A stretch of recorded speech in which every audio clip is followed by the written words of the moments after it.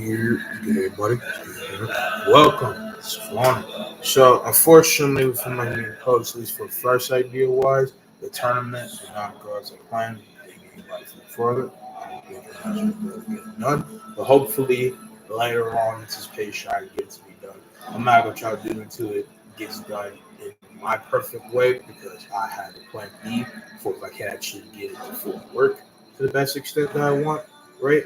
AKA where I have it be lowered in expectation and standing, but like the reward is the same case of core concept and rules like shit. When I'm in a party with some homies, with under just as over here suffering, all vows in Zimbabwe. But yeah, the drink started over playing, chilling. Yeah, so let's do this.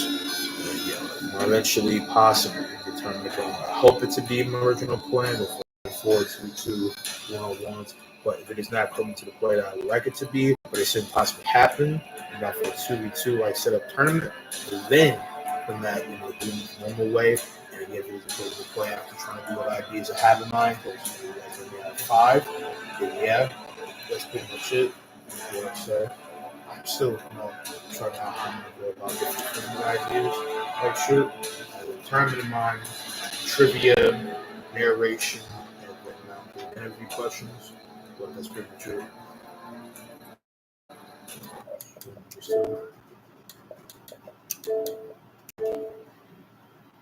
Yes, sir. You almost done?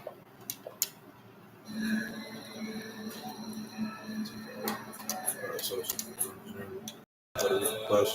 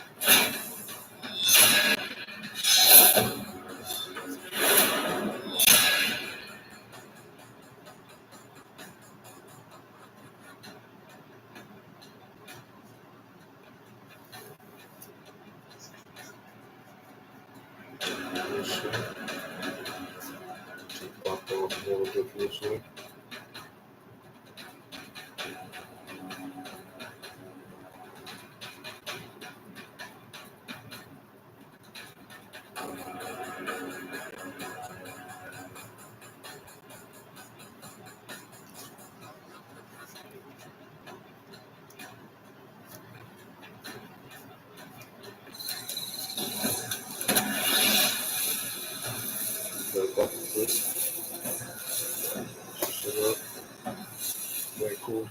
I give it a shot. 10 minutes of coffee. Okay. 接招吧！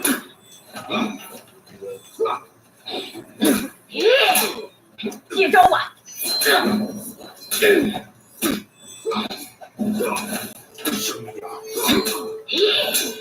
拼尽全力！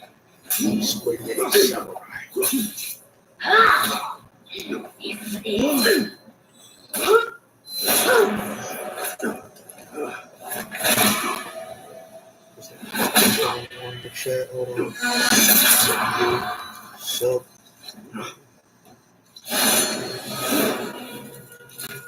！Spare everything unfair.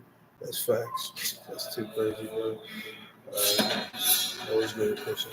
Shout out to my boy, push on the line, because yo, subscribe to me. Hey, subscribers on the website, want to subscribers, so you can check them out. Post my pictures about stuff. Like on my phone, do about not only being tied directly to the chat, so I see it on my phone directly for notifications. So I don't have too much shit fragging. It's already weird to go and see my Twitch for Xbox. I do this for a backphone camera linked to the computer, aka on YouTube. It's already kind of mixed. But yeah, regardless though, you know what I'm saying? Could it be here like shit?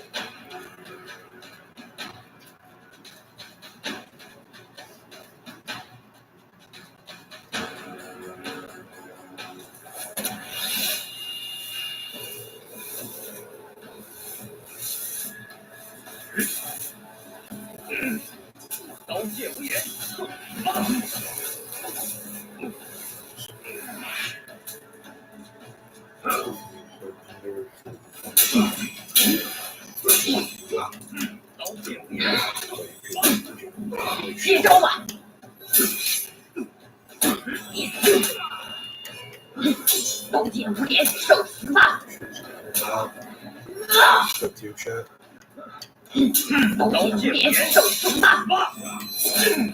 受死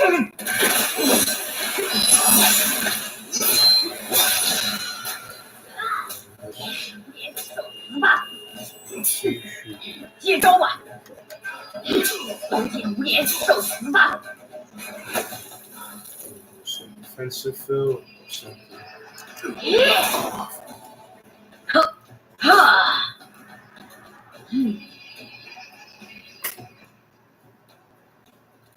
what?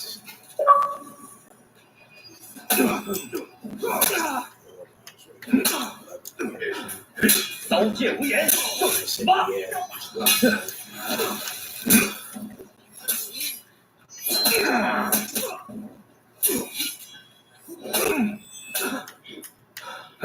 刀剑无眼，受死吧！接招吧！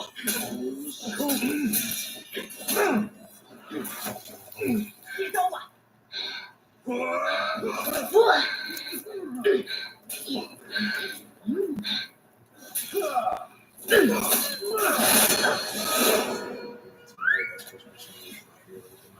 ！It's my bad.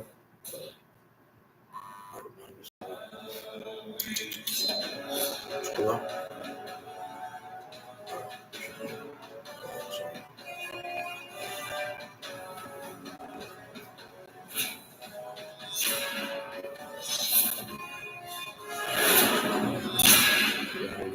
With phone, utilize data. I don't use too much data. Got like 4 or some people on it. Mixed time of live being on the multiple external sense.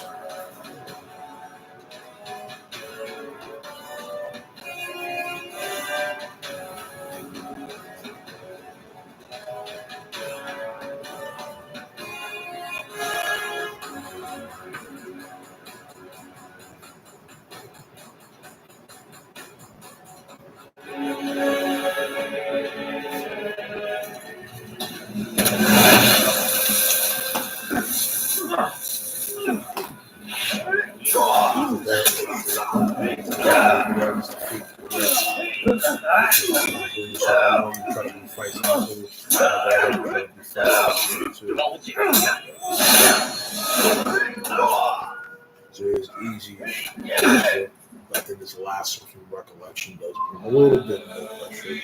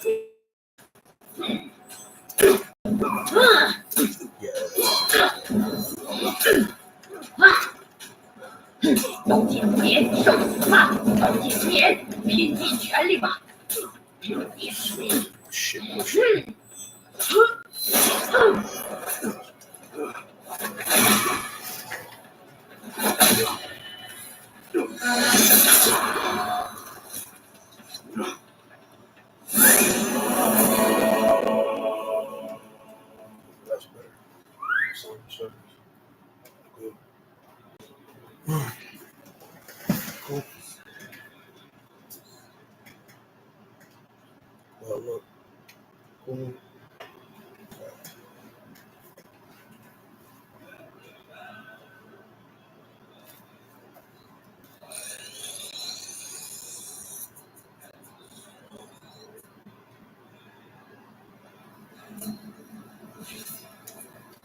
So is he joining us more or less, or what?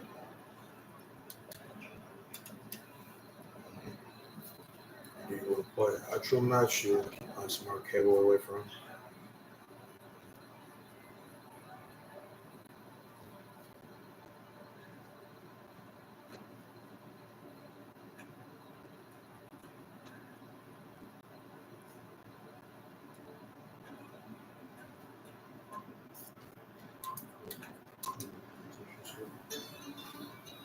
Or is on low as out comparison? So,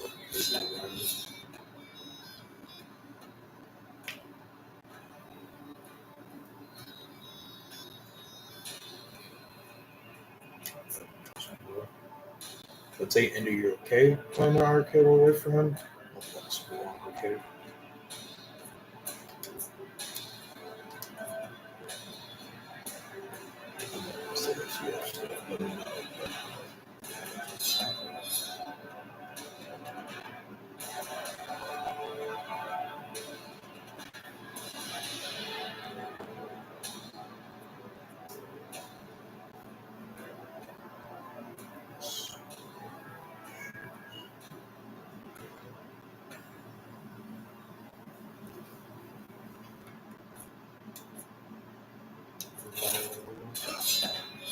Who real do reps yet? Regards to experience, rep now longer is kind of crazy. There's 10 reps in this character. Lawbringers wasn't the character fluctuated I love, hated, and kind of feel different about, but I've always respected. Even back in the old days when this man Lawbringer only took really the skill of just staring at your ass, bro. Most annoying, egregious, just bitch made from the plane, bro. So at least. But yeah. That's what Lawbringer right now for what you know, one character that I already repped up before in pretty fast stance, and I was in the mix of either me playing between Shaolin or Medjai, and that's kind of the crazy thing about. But since those are two of my most superb characters, two of my mains in our way, so yeah, makes most sense in my cases. But I also just want to say with the stream, I appreciate all y'all who's been supporting me, not just with over this game and my road, my climbs, my journey, my playthrough, where to be. I just really appreciate how much love I've gotten. Appreciate to everybody that's helped me, been with me, who's cared for my content and my creation, and support me so long. I said that meant flying into the grave. So that's what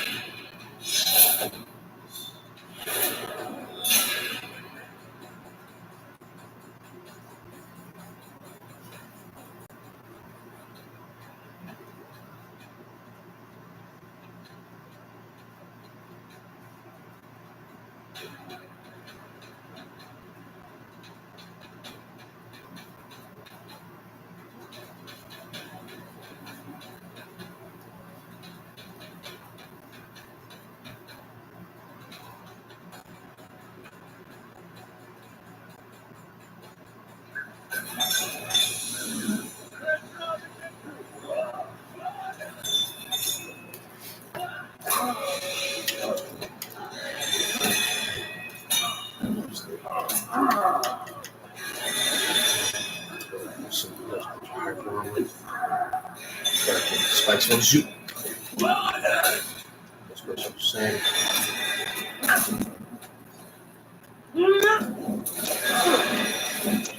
So there's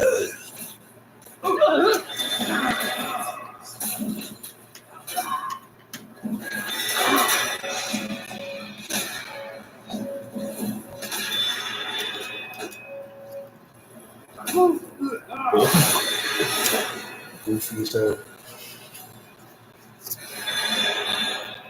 man literally fell backwards onto the spike sideways. That's insane.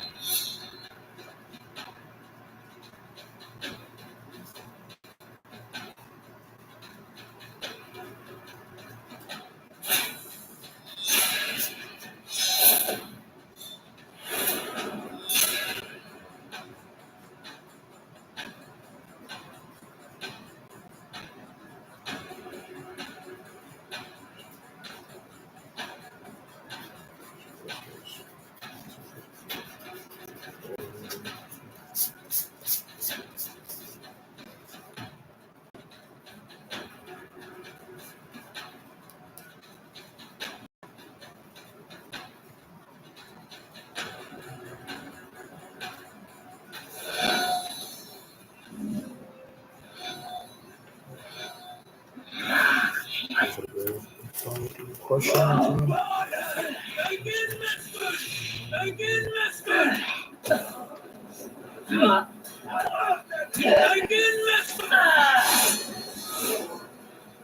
Ironically, I think Heartbreaker and Uganda is a very dangerous, underrated combo, to say the least.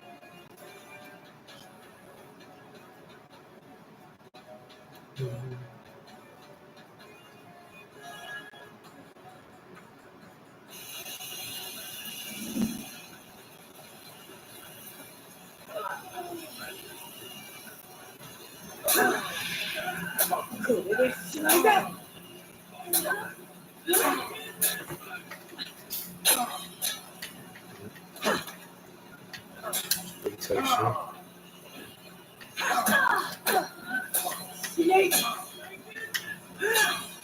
I'm really fight for his life.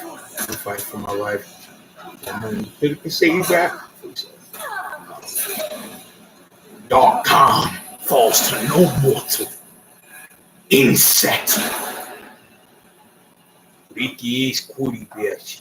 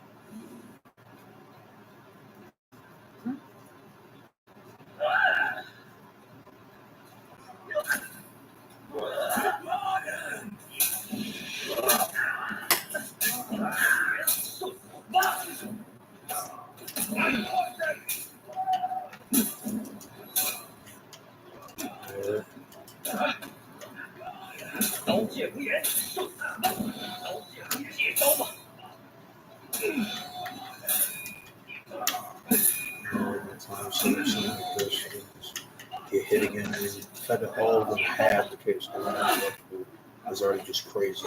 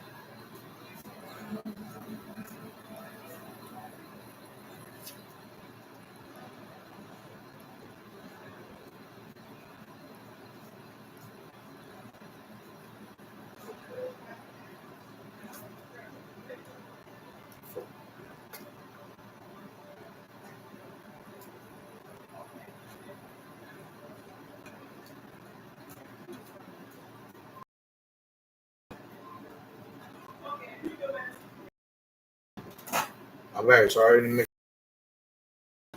for somebody's out here. Yeah, so you unmute on your stuff?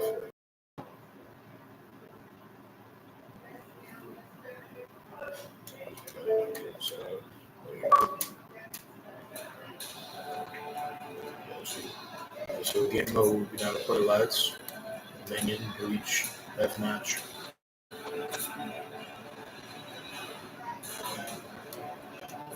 So, taking the minion for now. I take it in front of the Chip and Ender, he a one man army, so he's standing tall with his being said. But yeah, again, man, it makes you being very passionate about some shit that I'm writing for one of the things I talk about against me the most, right? But anyway, before taking I want to go ahead and full say that not again, just a repetition, thank you for our support, but I also want you guys to come by and watching if you're new here. Possible on the road to 150 subs, right? So if you're down to go ahead, like, comment, share. That's what we thank you just for being a D1 hater. So, budgets did say subscribe, so if you're new, please subscribe. I appreciate y'all, watching this being said. I just know that soon, but in the end of this, what I'm saying, I hope you guys have fun watch or whatever the fuck we happening. Again, sorry if you in there in chat. But I have paying attention. We've got some questions in case we can make posts. About text, but yeah. But in all the ideas that come with the community posts, right? I have 3 of them set in stone, right? I'm going to all around see about the last 2. You know what I'm saying? Obviously, one of them is doing, and the full last. I think this is very much defined one of the ideas I got in mind right now. Think about so.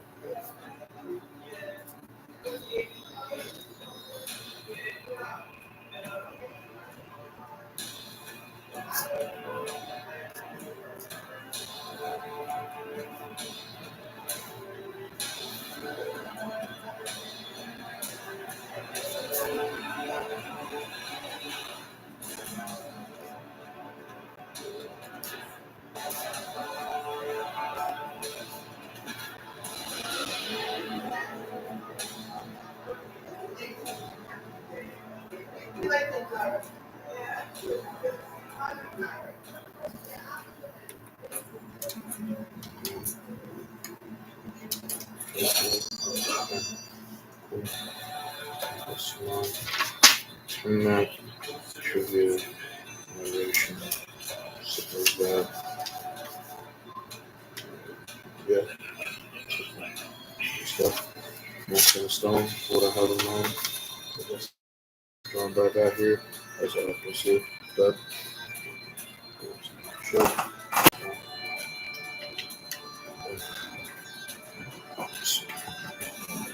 I think enough time has passed.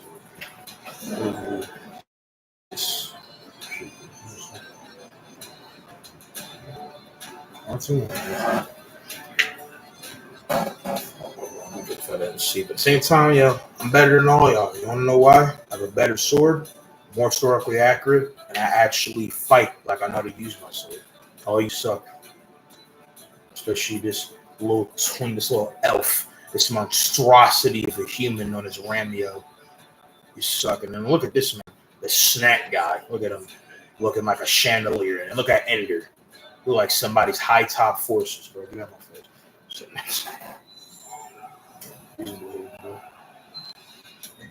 I am hating for you. I don't think you're human. I know, right?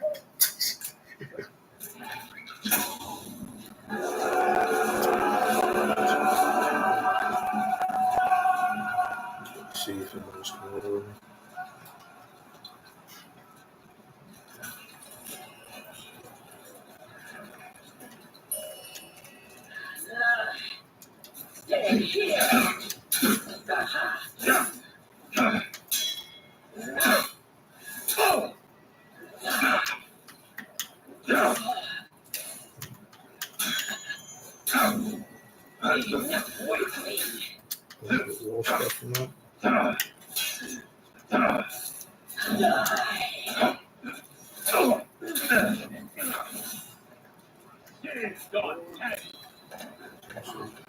You captured Zone C.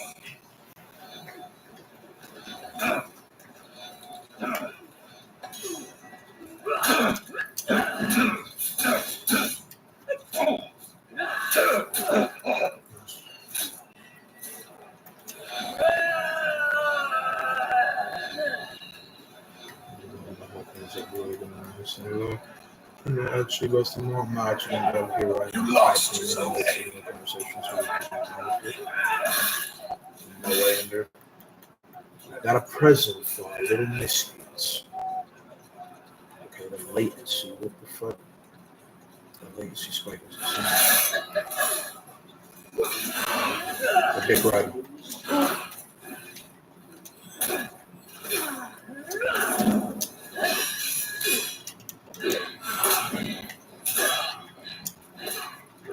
Behind you.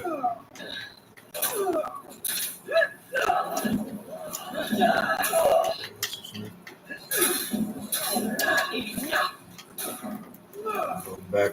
You lost Zone C. So you're just gonna feed.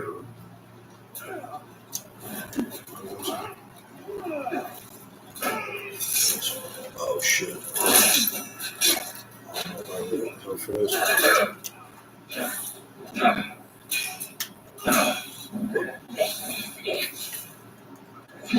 We're gonna get this guy over here. Load out. Thank you. Max, it's all good. I think we lost something.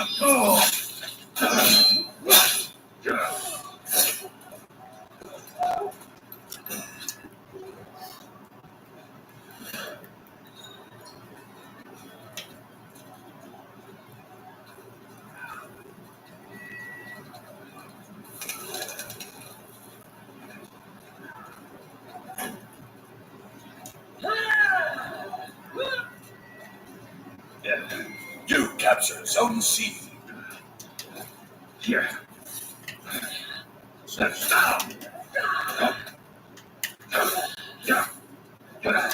From one Anytime.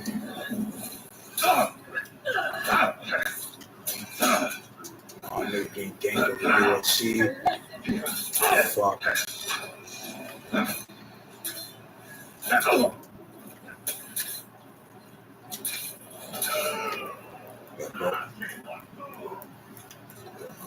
Over there. We need to take B, A, or something. You lost Zone C. Go into the possible, try to help as big as I possibly can in the minute. I have my first feed, aka I have COVID, but to be honest, I don't know how much that was. Fuck. Don't shut it. Nose and companies already. We were getting outboxed heavily in first place.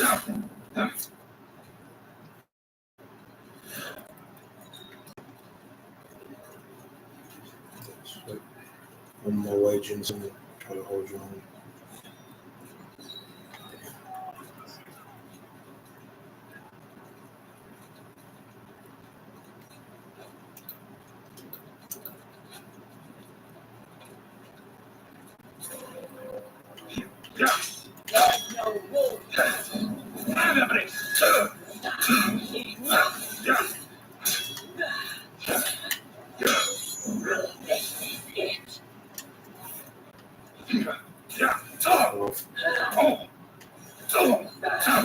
Go all the way out. Stop.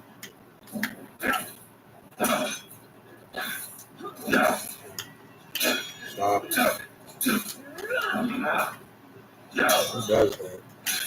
Accountable. Captured Zone C. Ignori.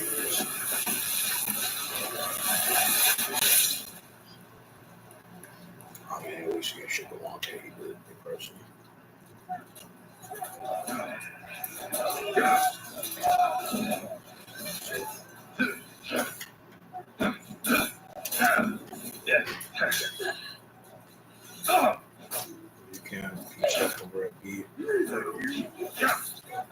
Every time. I'll fail.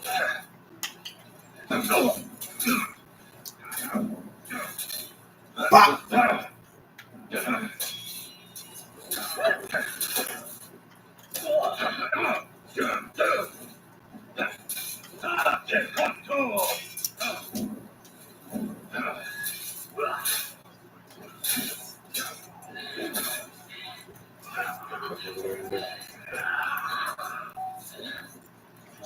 Taking it. I try to push past speed. That's what really matters. Come over to C. Which means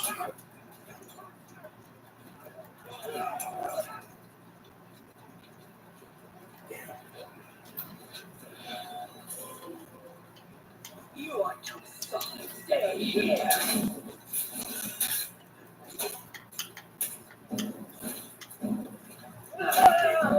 I should have known before though. It's just the fact that I don't expect that from him. That plays so easy.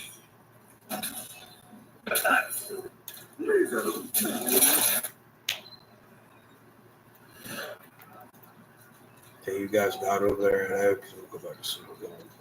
I got 4 of my feet, by the way, as well.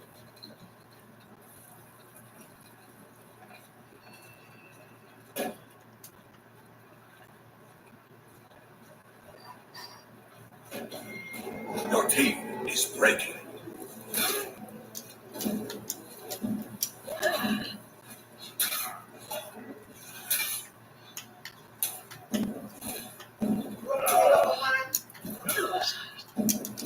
Oh. Fuck, man. And You've lost Zone C. really Your team is breaking. Try backing up, bro.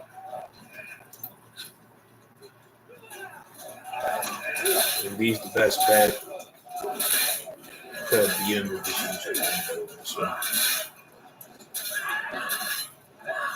having like background stuff.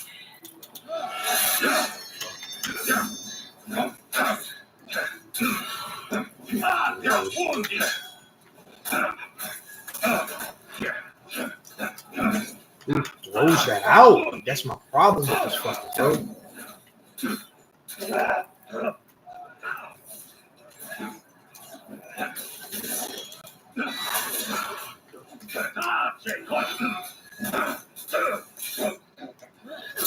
Fuck. Dude.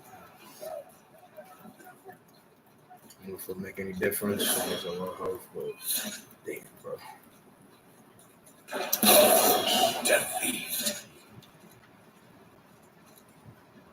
I realized it as I was getting to it. That's an unfortunate loss. I mean, I feel like if we just was better, like in groups, and we didn't get like outboxed, maybe we could have won a little bit better. But that was a close fight. We get Tyler demolished. I had that shit. Unfortunately, had it in the shit there. Because the motherfuckers bend the arrow back in game, then do it. And if you don't dodge approximately exactly at the right time, bro, it's UG's for you.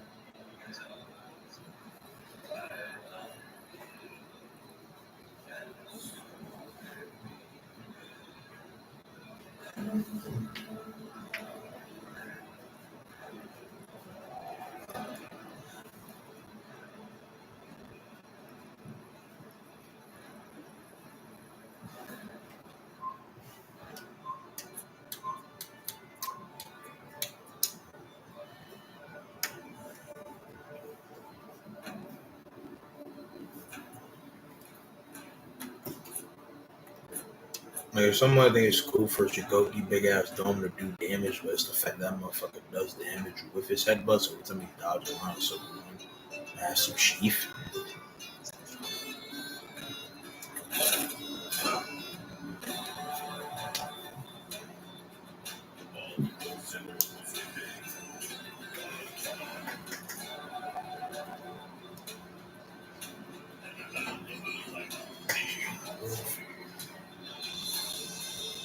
Where's it going here?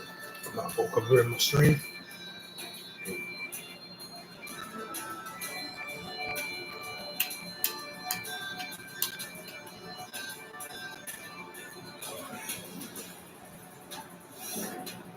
don't know if Enderman remembers this. This is something that I had as like a mixed form blooper thing, right? For when, unfortunately, for some people that I know, and on my kids' content on Patreon, unfortunately, got jacked from me.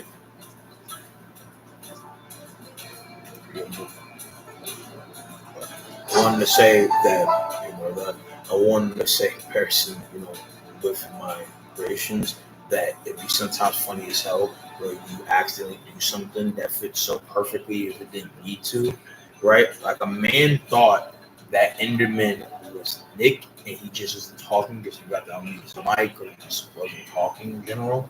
And then nigga really thought he was facing Wukong because Enderman's Wukong look, sorry, Shaolin look, I don't know what it's going for, right? Fits so you might feel of Wukong just white and yellow instead of like black. So I thought in Multiverse Beyond that I was facing Wukong when in truth I was not. And this man was giving me more mixed bag of a problem than You captured Zone C. Round of applause to my man Henderson for that. You lost Zone A.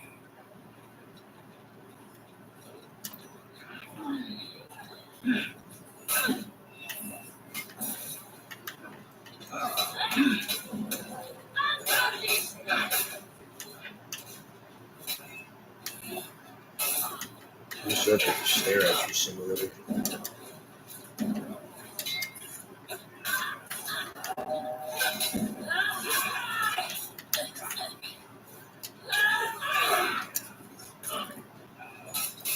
Okay. Look, got it.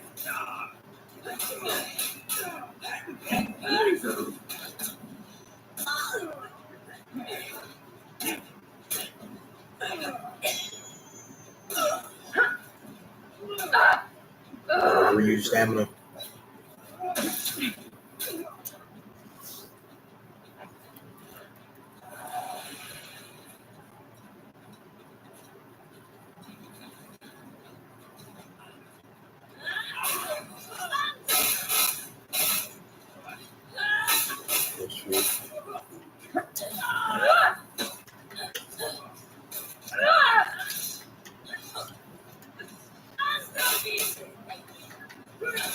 Both you clowns, bro. I got a fear of playing in a whole different other game. Like this clinch. Without. Nope. Fuck. It's always in a different direction. You captured Zone A. You talk, right?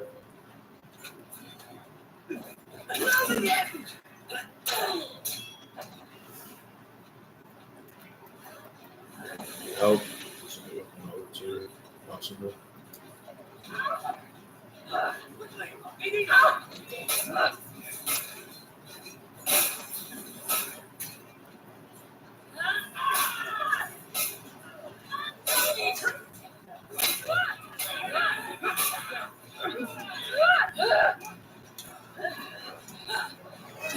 You lost Zone A.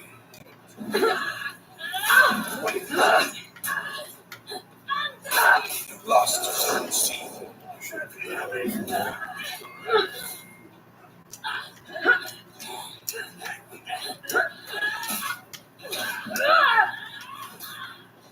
You captured Zone A.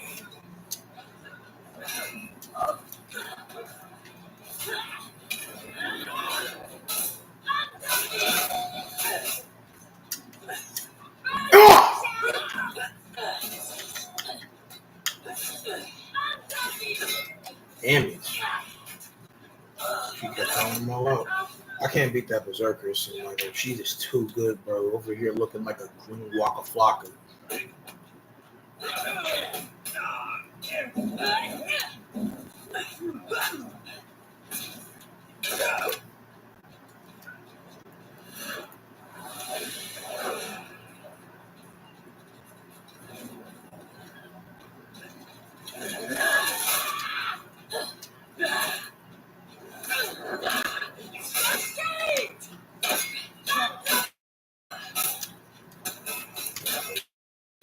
This fucking hunk of metal. You lost Zone A. I'm more than Inamiku. Stay here. You captured Zone C. You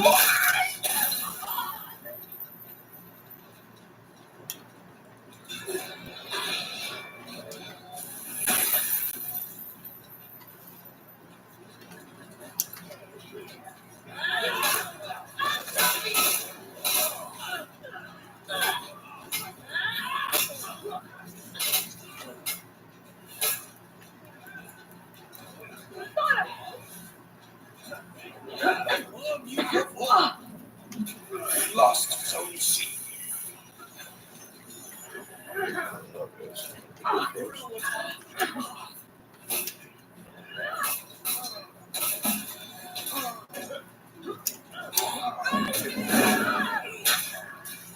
He fucked me up, bro. Like, I don't even know possibly to a big mix because like her health was so weird, yo.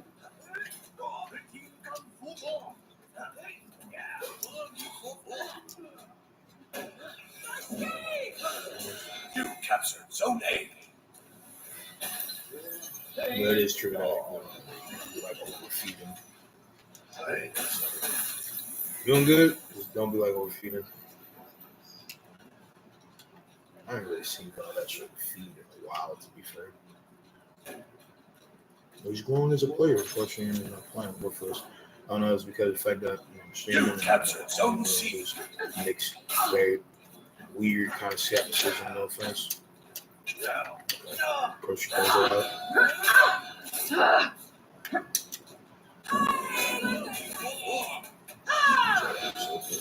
Work there. Over here. You lost Zone A.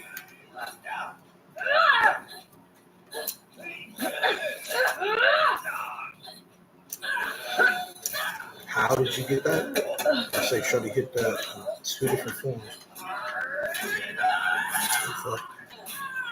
But, all right, love it getting ganked by the fucking berserker twins out this bitch.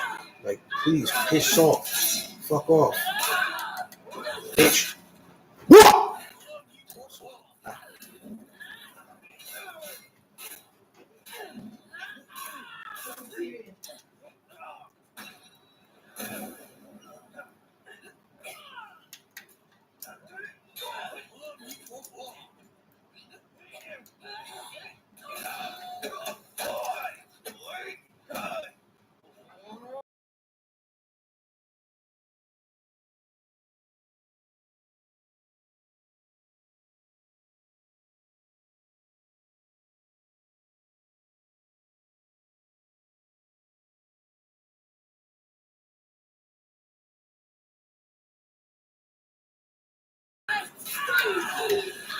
It was a milk. I talked to somebody chat. Fuck. Berserker is absolutely insane.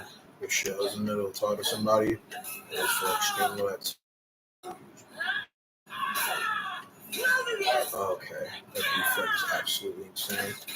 Alright, she got it again. I'm gonna break from this. You lost Zone C.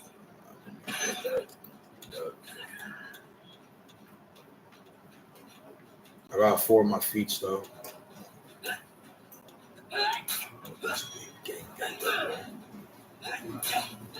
Anything contingent, so you can try to hold out as long as you Your can. team is breaking.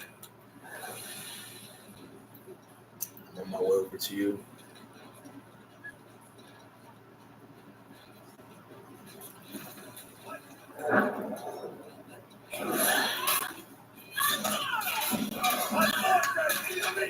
Worry about it. Got her ass. Nope. Fuck. Damn. Your team rallied.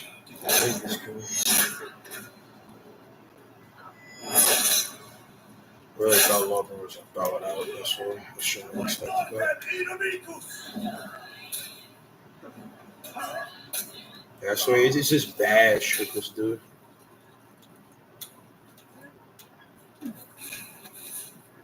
Oh, Ender, why would you give her that point? Ender, why would you just gave her, he just teleported over there. There's two people that you did not have to give her the point. Fuck, dude. Look at that, bro. Like, that is ridiculous.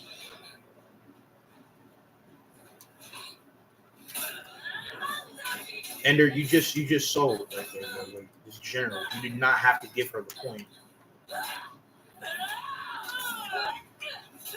And now this nigga coming back. Why would you do that? You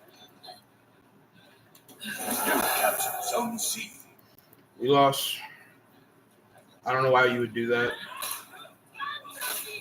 Like, it was not that much needed to what we needed to basically like sell there. Like, it's hilariously retarded, like, respectfully. Chat, like, am I wrong? Like, what the fuck was that?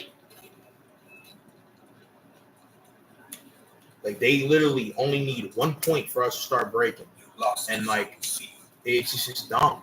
It makes no sense.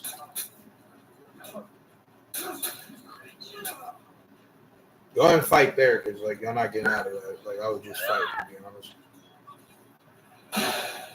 Or maybe you don't talk too much.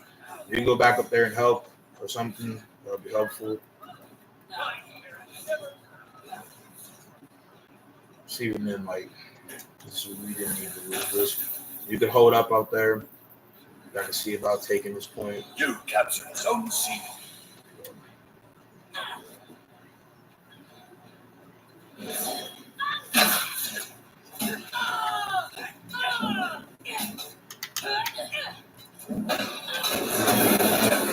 It's all good, bro, but it's just more like if you just hold the point and we went with the plan that was preset, we wouldn't have lost there, arguably. Like, that was a good try to come back, but just don't teleport. Like, you should only teleport a shallow when your teammates need help or you're going to die. You teleport as soon as Berserker showed up. And no matter how skilled she is, you should not be that afraid. This nigga Nightcrawlered out of there. Like, I don't know why you would do that. Like, you weren't free roam. There's no need for that, like, objectively.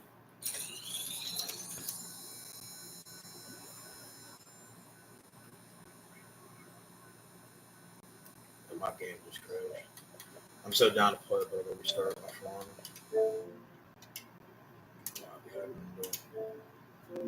Xbox Series X. Yeah, that was just.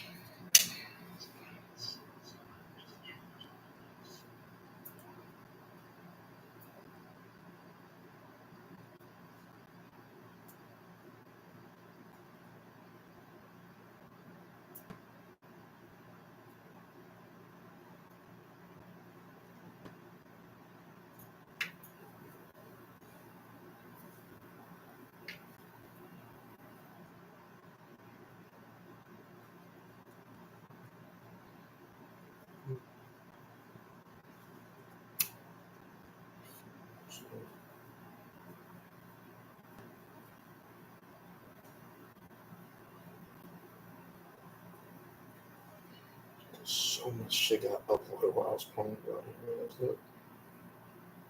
Where do I even fucking begin? A new vid out, which is not used for stream. Maybe y'all can check out my last 2 series that I'm doing.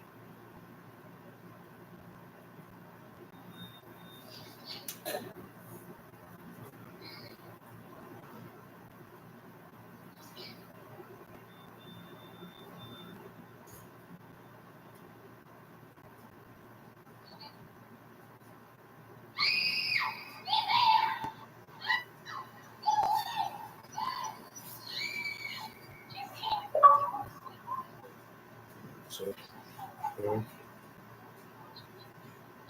let's see. How I should be like stream this one for this one for 52 minutes. I mean, I'll listen to whatever what is being said. Definitely like we're gonna wrap up. And Matt has lost twice. And, you know, technically we talk about arcade shit and grounding and technically it's 2-2, but I don't know. If that doesn't matter from the order shit, I think I'm probably gonna like stream into like a whole hour, and that's what a man, hop off stream. We should all who is watching the mix of this on door, that. But yeah, that's just off stream like, in general.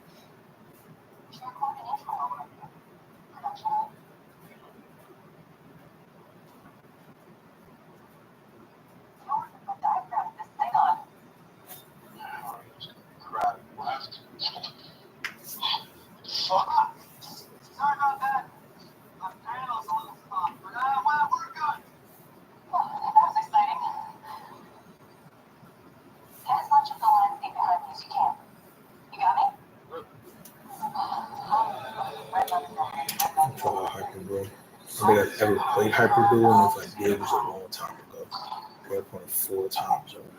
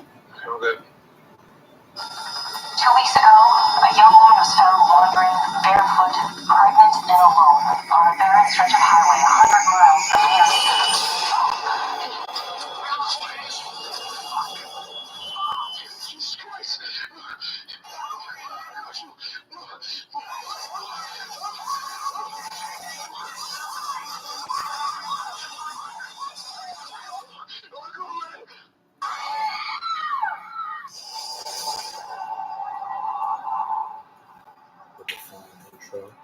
If Outlast ever does actually get a live action adaptation to be a movie, Outlast 2 will have the most, I feel like, bone wrenching, heart aching, soul arching ass intro ever. I mean, Outlast is the game to be port adapted. I just hope they do it right. I mean, I feel like Outlast is so simple that if a nigga can't do it right, you're just dumb. Like, you generally just is not a competent director or producer, bro.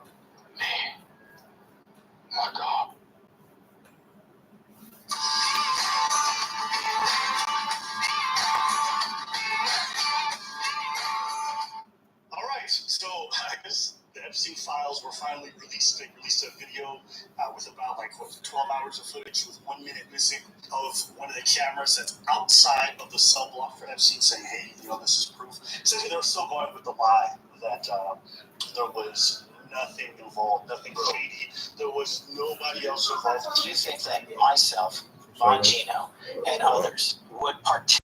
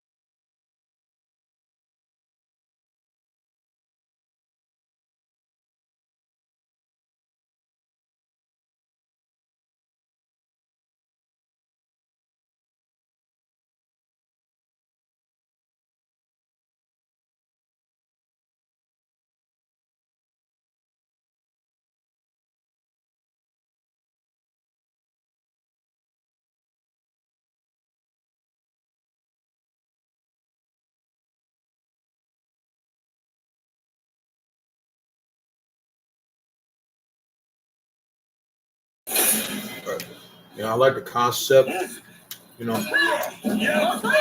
wasn't obvious from just how I'm playing and shit. It was in the middle of ball shit, so it's not bad. You're trying to feign it out. Let me back up from you, bro. Keep spamming. Yeah.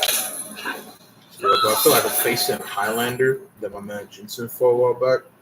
From also back on his phone shit. I can't wake up without having, just a very weird phone experience. Going for it.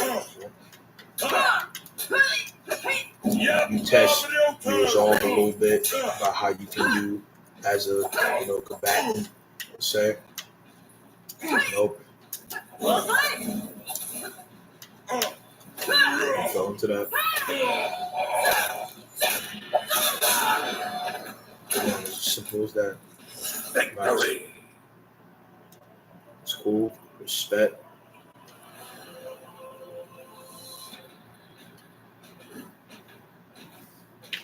Yeah, I don't think this would be a game mode that I really fuck with, and it's just whatever different thing. I just feel like it's possibly just a better version of duels, just all in one round.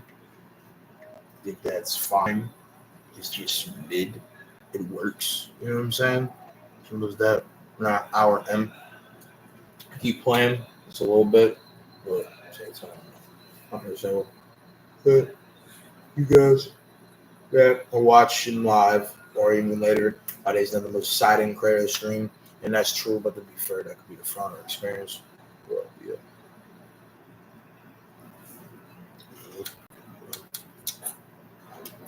Always involved in this.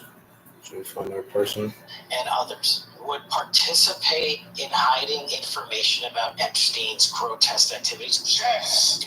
They admit there's thousands of victims according to the videos that they have, but nobody else is involved. There is no list. There is no clients. What they said after they looked at the file, what they're saying now is night and day. Here's some clips that I think y'all should just watch to understand how these Highlander. Nice guy. Got a lot of problems coming up, in my opinion, with the famous island. With Jeffrey Epstein. That island was really a system. Interesting form of game mode. But definitely super interesting. Like I said, the chat, I think the game mode is partially a better form of duels. It just depends on your skill rating, but it really just mid. It doesn't have anything that distinctful.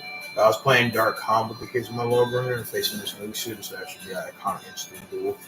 Because in case you guys don't know, Dark Khan versus Nuxia, first one or second one, the original epitome first standoff between light and dark has always been my favorite to dang near, second favorite from the fight.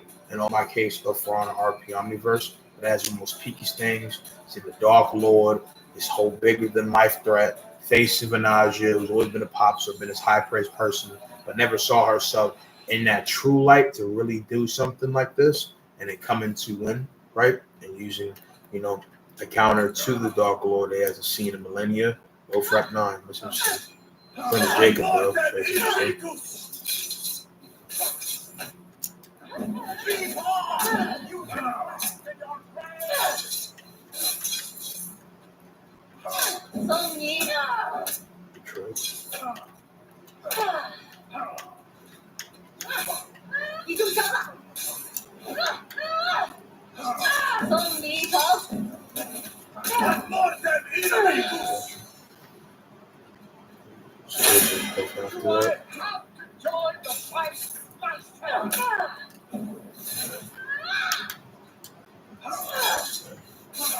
Yeah, I might as well just do that too, to be honest.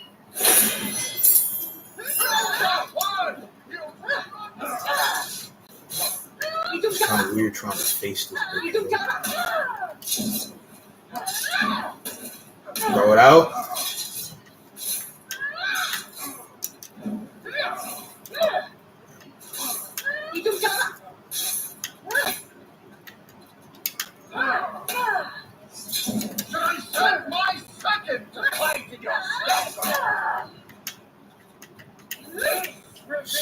confusing.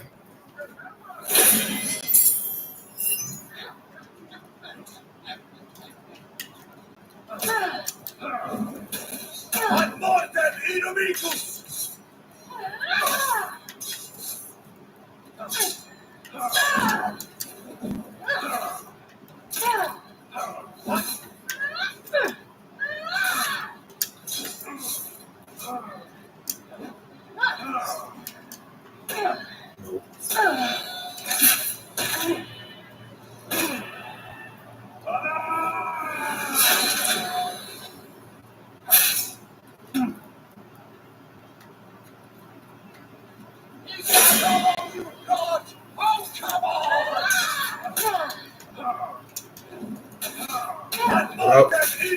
Ooh.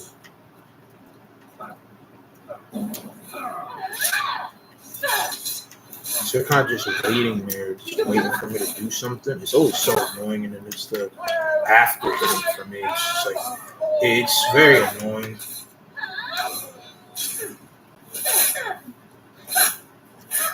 In respect to this next year, I always see reasonably skilled Nuxia players. Nuxia does take what I got one of not the most skilled to play in this game. But it's just the fact that, damn, it's being good.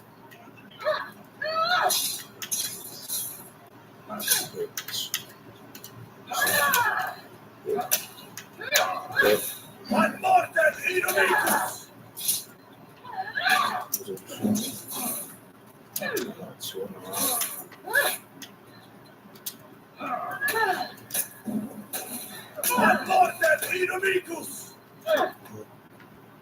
Look, of course you do it again. Like, that is insane. Give me that. Through the anus. Of course.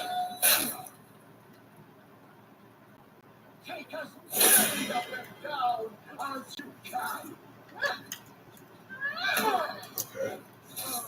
It's like, who does that? Like, that is such a weird thing to do.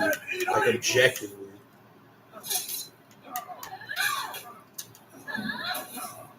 Go out,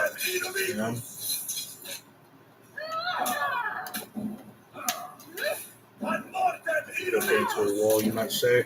But I believe that I don't need a wall. Just my money, bitches.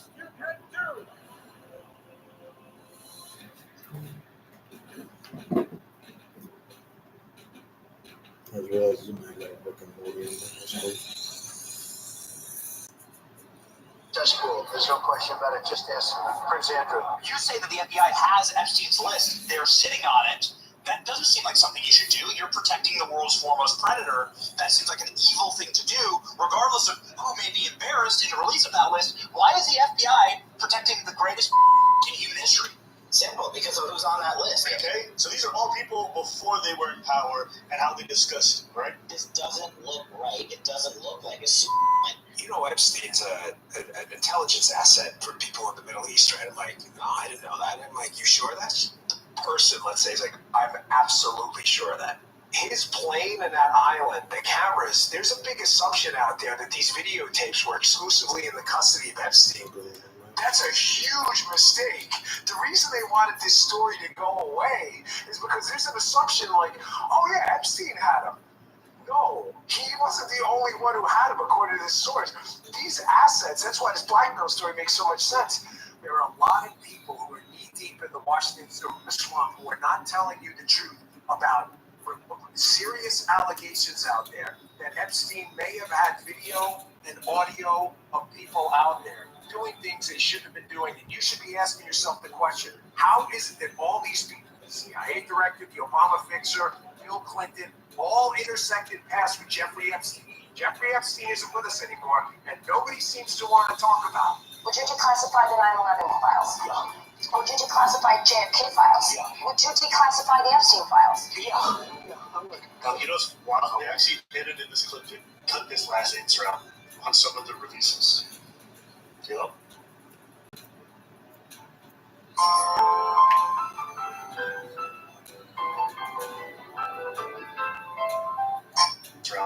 On some of the releases. Yep. I want to talk to you about the Epstein case. I have worked on this for years. trying to get those records of who flew on Epstein's plane and who helped him build this international human trafficking Very interesting. ring. Absolutely. There's no place in the United States of America, and I will do everything, if confirmed as FBI director, to make sure the American public knows the full weight of what happened in the past and release the list. Seriously, release the FC list. That's the one thing. The DOJ may be releasing the list of Jeffrey Epstein's clients. He's good. Sitting That's on my crazy. desk right now to review. He's only People are weapon. wondering, That's because crazy. you To be said fair, last this guy week that could you have the Epstein files on your desk. What it is, what it When is. can we see them, and what's taking so long to release them? I do. Jesse, there are well over, this will make you sick, 200 victims. 200. So we have well over, Man, I over can't 250 believe actually. So we have to make sure that their identity is protected. Other than that, I think tomorrow, Jesse, breaking news right now, you're going to see some Epstein information being released. What kind? Are we going to see who's on the flights? Are we going to see any evidence from what he I recorded? mean, he's just out here staring at me, and he doesn't do anything too active. I can't really take that much from him, and I've never really seen a young guy play the way he It's did. a lot of flight logs, a lot of names, a lot of information. 2-4 right now, so it's a little bit of like an embarrassing run right now, to the least. So, let me understand it. You guys know that all these rich and influential people with all this power. You guys all buy videos of thousands of people being trapped. Only Epstein legally. Yo, you just gonna keep fucking spamming zone? Really just kept spamming zone. Wow, like generally, wow. None of them indulged in none of the underage stuff. Like stop. You're just gonna keep doing it. Like you're not good. You're not good because all you do is spam out. You're not. Maybe they didn't know the kids. Why don't you release it to the people who kept missing the Okay. That's insane. In this case, in Epstein's case, it is. He threw it out that he did that. Like that's generally so vagina. Like generally. That will come out. I don't see how it's not shocking. She threw it out. There were so many individuals that were hidden and kept. I mean, if I lose, bro, I'll lose. But it's just the fact that he plays this character, right? He's already knowing that he's being an ass. He's doing all of this. He's frame baiting like a pussy, right? Look at that. Imagine just staring at somebody just to do that. Like that's incredibly fucking pathetic. Like honestly, that's so ridiculous, bro. Always about protecting. Lord. But you know what? We believe in transparency, and America has the right to know. What we know is that this was a large network. It's the unorthodox, that's what I'm saying. Like, he never did this. He never did this before. And then he instantly did that. It's just kind of crazy. Oh, Lord. It is what it is, man. It is what it is. It's not that he's beating me. It's how he beats me. That's usually the problem. You are standing there, waiting, staring at my frames that unironically he possibly can have better or whatever the fuck. I don't know if it's entirely a skill issue because I'm not a bad-centric character and I'm not a character that has better versatility in the duel department that really allows me to outmaneuver someone the same. And, you know, he's just all up in my face. So if I try doing anything else, then it's just GG. And of course, you know, you're the guy that has his track with his hand. So it's just, it feels bad to be honest.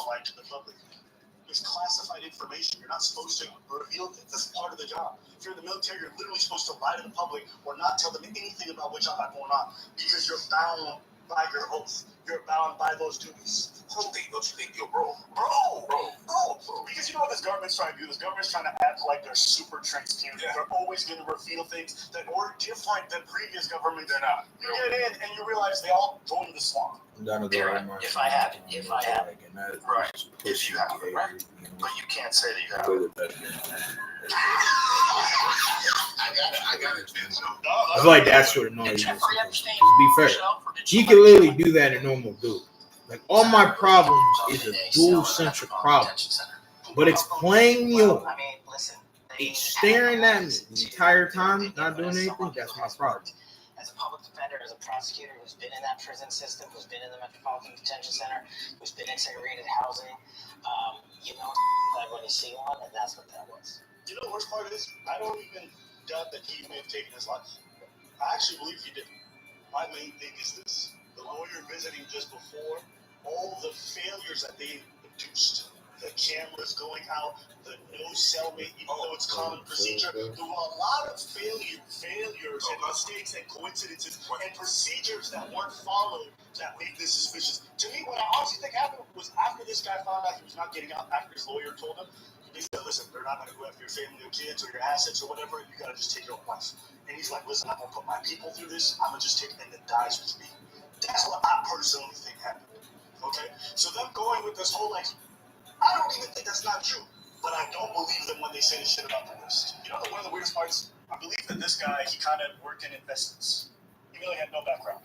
People would pay him insane amounts of money to manage cash and investments. Zero background in it, didn't have the craziest track record. And a lot of these people also paid him that he would visit the island. And on that island, a lot of trafficking happened. In fact, some of the victims took pictures with Epstein and celebrities. And you want me to believe that this dude was trafficking, making all this money and never offered it to you, just flying to his island to hang out? I think he was inspired. That's a theory that I like. I think he was inspired. And then when he became a private because that's how he was inspired to be able to control a lot of America. That's the main point of blackmail. You don't do exactly what you're going to get in power. You're going to do exactly what we're told. Then you're going to back us up. You're going to do whatever we're telling you to do. Or you're going to lose everything. And your man is going to lose everything. And we have so much dirt on everything. That's so random. That's amazing. So like weird. He plays like not a real person. You know what I mean? That's what I think. He's staring at him, waiting for him to do something. Listen, I spent the last 40 plus years. Are we going to play the game? What makes the difference in the quality of people's lives? How do you really get yourself to a place where you truly follow through, where you actually get the results that you really want? The answer is That's so random. Stop. most of us don't concentrate on power. We get distracted by so many things that don't really get us to where we want to go. You need something outside you, someone that's like my coach does. The greatest athletes in the world, all our coaches. When I was an athlete, I was better than some of the coaches I had, but I was not a better coach because I was in the game. I think you need a coach everywhere because who's holding you accountable? The most successful people in the world have coaches. If I want to play that league, I have to. There's so much dirt on everybody that one of the most valuable like that. You know what I mean? That's what I think. And you're going to get the video. How does it sell? And you're going to see for yourself. There's no video of the cell, that's a lie. There's a video of the common area. You don't see the cell, you don't see all the entrances, you don't see most of the stuff. You don't really see anything. You know there's that 1 minute missing around midnight, people are saying that's super suspicious. That common area, even if that minute's there, it's not that important. That is just This them nigga deflecting. is such a bitch, bro. Like generally, like he's just such a bitch. Like not only did he attack me when obviously I wasn't running comparison, but it's the fact that this guy is so predicated on being the absolute worst that it's just insanity. And the fact that I have T-Rex arms there is generally insane. Like you threw it out twice. You threw it out twice. So fucking bitch, bro. Like generally go step in the leg. Fucking cunt, dude. Like generally. I'm gonna beat him. It is what it is, bro. Like, if I lose, I ain't about to mess with this dude. I'm not about to give him the time of the motherfucking day, bro. It's just like it's so bitch made. Like there's no skill there. Can't dodge that. But yeah, to me, I just thought this whole thing was funny. Trump in a recent interview, he did something that was hilarious. I think they were being asked about it. He got really defensive. Alex Kelsey allegedly said Not good. Generally not good. resolve whether or not he did it. And also, can you say why there was You're not good. jailhouse? Yeah, sure. Are you still talking about Jeffrey Epstein? Are we talking about practice? We talking about practice. Practice? Hey, we talking about trafficking? Trafficking? Yo, are we talking about trafficking? Little kids getting deal? Is that what we talking about again? I like how he's pretending like this shit's not important. Like, you guys just told us that there's a crime list. You have told us there's thousands of victims. And you guys, and she's like, Can I mind you that shit? yeah, it's like, I can't believe he's trying to gloss over something. Thousands of victims.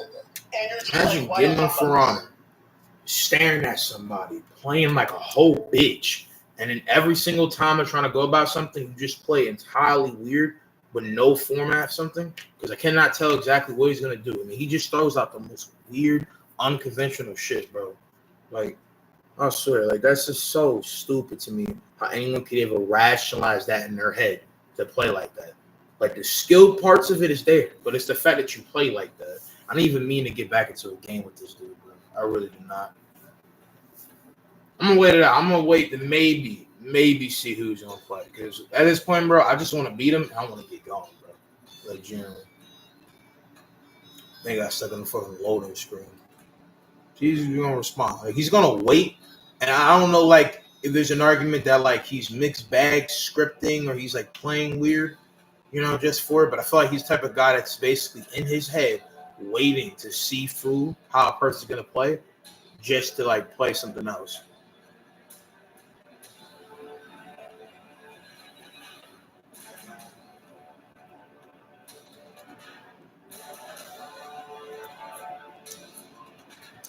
You want to play Gladiator? Maybe Flame Shaman.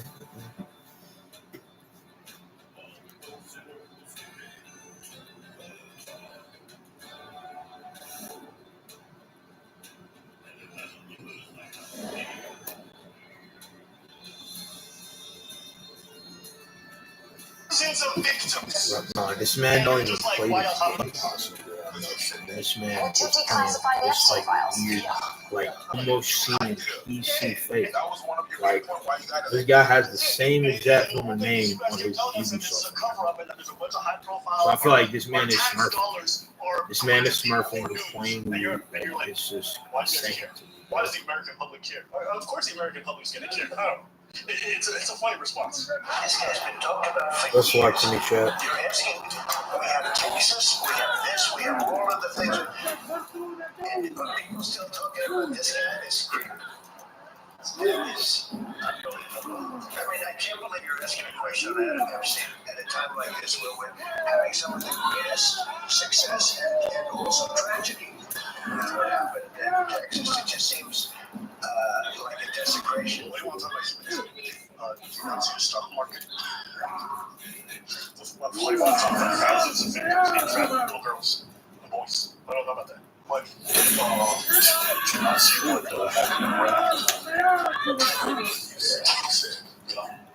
I hate this fucking bloody tampon shaman. Like off rip. Like, what is that? That's why I don't get drunk. You saw it, bro.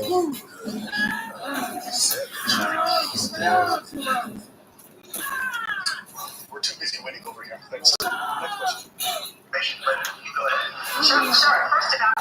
First, to back up on that, in February, I did an interview on Fox, and it's been getting a lot of attention because I said, I was asked a question about the client list, and my response was, it's sitting on my desk to be reviewed, meaning the file along with the JFK, MLK files as well. As you said, all the names are going to come out. What kind? And we're going to see never who was on the It's only a flights. fucking thing, We're bro. going to That's see the any fucking evidence. thing about it. And it's like he does everything so weird. Like I don't know if it's a skill thing, bro, or it's just proof that you do not need to play with actual thought to play some fighting games, bro. Like generally you don't. Because look at him. He's just fucking staring at me. Like, am I attracted to you, bitch? Like, shit. It's like, do something. Fucking pussy ass nigga, bro. Like, I don't want to get banned on YouTube for what I'm about to say, bro. But this bitch is dick riding without even seeing me. It's genuinely insane. How Bill Clinton's involved. I'm like, dude, me personally, if you're a child predator, go to jail. I don't care who it is. But now, all of a sudden, now that Daddy Trump's been implicated, like Elon Musk and a lot of other people, now that they're the ones covering up the line, a lot of them want to move on. And it goes to show you, all this shit is about not even format. That's not skillful. That's not skillful. You didn't beat me because you actually played the game. You beat me because you have better shit from a frame perspective. If I get to sell out and I get to buy a fucking different thing, then I win. It's simple, bro. It's like the Widowmaker or fucking, Sniper apparent in another game. They play this character with better metrics I lose the game by default. You were even in pictures with some of them that were trending. I don't understand. I don't believe none of these people would give 1/10. Unfortunately, fucking execution person that can get me around these I can't beat this. I can't. Go and have it, bro. Go and have it. You're so bitch made. You're not a skilled player. You're objectively not skilled. You're so fucking shit. I hope you step on a Lego. I hope your day is just bad when you face anyone else that faces you the way that you face me, bro. It's really like I gotta help with facing this motherfucker. Your team sucks. Anything else? No. All right, let's know something in the comments. Pussy. You ever send the other driver after a car accident? There's a better way to get paid a way bigger check without having to go to court or pay expensive upfront legal fees. Listen, if you've been in a car accident,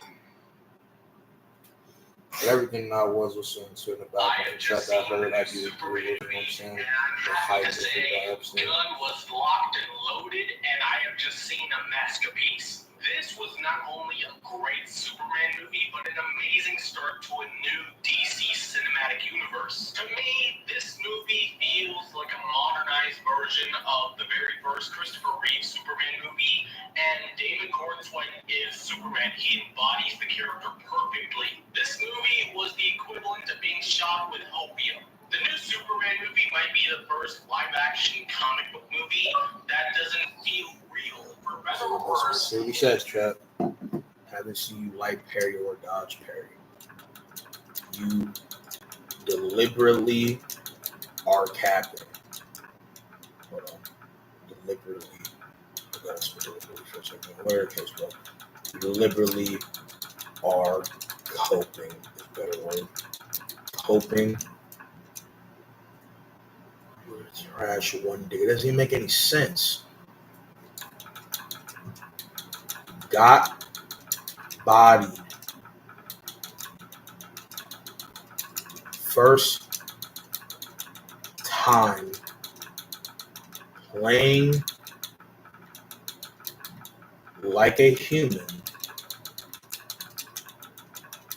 then switched up to a bitch is what I'm basically insinuating.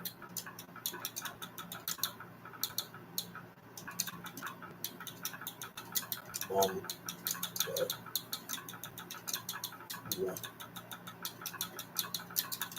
to win.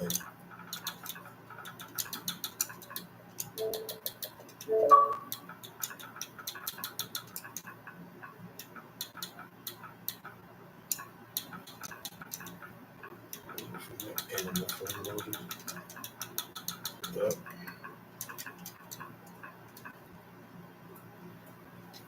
I never fucking like parry or dodge parry, bro. I did that back to back with your bum ass, bro. You only did that mid different points when you going about throwing something, you fucking coward. Fucking bitch ass nigga. Mark ass nigga, bro. I hate niggas like that, bro. Like, they made me sick to my stomach from no Drake. Like, I really hate that.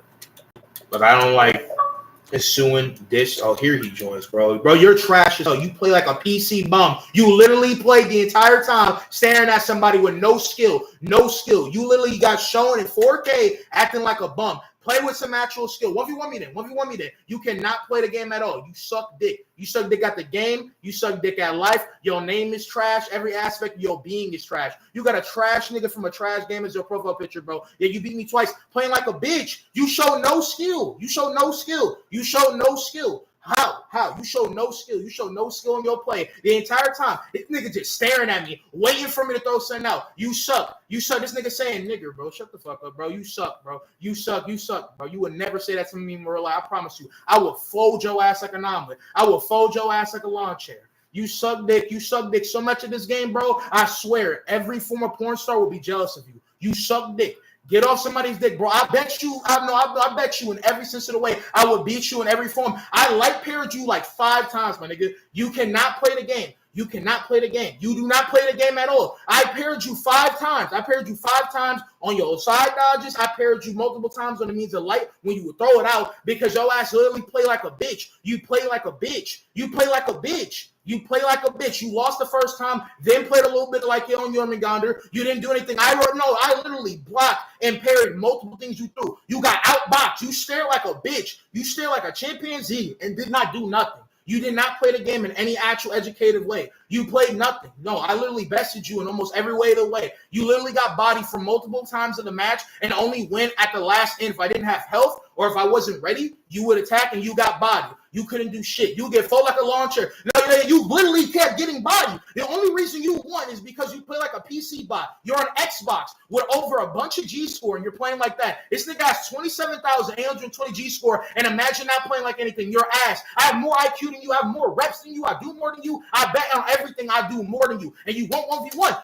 1v1. I bet you won't. You got bodied multiple times consistently on YouTube Live and you couldn't do anything. You are ass. Your IQ is ass. Your life is ass. Everything about you is ass. I bet on everything. You are a waste of oxygen. You suck, nigga. You are bad as hell. Of course I'm gonna be mad because you're talking shit like you actually doing something. Your ass is ass. You literally got bodied. You play like a PC bot. 1v1 then, pussy. You are not in any way of skill. You got bodied back to back and only win after you play like something that's not skilled or you're not doing anything. You suck. You suck. You suck so much, bro. You are ass. You are ass on everything. And the fact that you actually think that your ass is actually skilled shows your IQ. It shows that not only thing that you know, it shows only the thing that you have in life is that you play like a bum and that gets you a win. That does not actually show skill. You have no skill. You have no true rep of anything. You're most likely smurfing. You possibly are PC clacking. You're MMKing on Ferrari. You're MMKing on a fighting game. I mean, you suck. Nothing that you're saying is even being heard. So I don't know why you're even saying anything. You're not saying anything. No, because you're ass. You're ass. That's all I need to say. You're ass. You don't play like anything. You do nothing. No, I don't care, bro. No one cares about that, bro. The fact that you're over here playing like that means not only that you are playing like something that you're not and that you have no right to even be talking. You don't even grace anything. You beat me twice because you play like a bitch, bro. You didn't do anything. You didn't do anything to beat me. You didn't do anything to beat me. You didn't do anything to beat me. I beat you back to back, bro. I beat you back to back. Yeah, you're smart. That shows that your IQ is so low, bro. You have a smooth brain. You have no quantification of any of that. You got beaten back to back. You got beaten back to back. And only when you beat me is when you play like a PC buff. You suck, nigga. Go ahead and leave, bro. You suck, bro. You don't want to say an N-word hard R. You would get bodied back to back. They say, my bitch, bro, why you worried about another nigga, bro? You suck. Bro, you literally get bodied left and right, most likely in real life when you talk like that. I don't know why you even talking. You only saying this behind the internet, too. So you suck. So shut your dumb ass up. You suck. You fuck, nigga. Shut the fuck up, you bitch ass nigga. Bitch ass nigga. I swear, bro. Acting like he has anything of skill. Absolute fucking trash can, bro.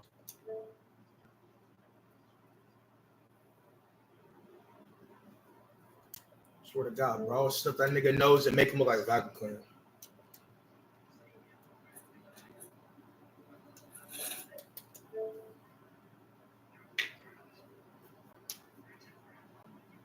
Straight coward. Like, I don't even get like that mad pent up like that. But not only from him calling me outside my name, but as well the fact of him over here being this much of a bitch ass motherfucker literally didn't do anything.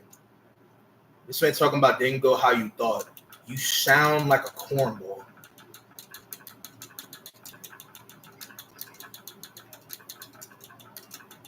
That's what I'm saying. Like, what are you talking to him for? Like, focus on me. Focus on the conversation. Don't try to move the goalpost. Bum. Buh. No, we said bum club be a curse word, but yeah, like, try to put it like that. I mean, that nigga corny, bro. Again, I don't get that mad picture, but not only can you call me out my name after playing like that, objectively a fraudulent fuck nigga, bro. Like, you talking about me being retard? Like, you literally move like you're smurfing. If you're using a controller and you're playing like that and only eye framing, staring at your fucking TV, like that one fucking meme of the one Muslim brother, like no racial, right? With the, I forgot the name for the hats that, you know, some of the Muslim brothers be wearing, but like he literally just looked like he was staring into the void. That's how he was playing. You call somebody an N-word over the internet knowing that you would never do that. You suck like a bitch, bro, and I promise you, I would snuff that nigga nose and make his ass look like a fucking vacuum cleaner. I mean, he just sounds like the stereotypical, like, Overwatch or Marvel Rivals people, bro. Like, you can just tell those people get no bitches, they get no money, they have nothing, bro. Like, I swear, bro, like, the pussy in that nigga is insane, bro. You are below me, bro. I'm gonna say like your mom. And something about you're below me, like your mom.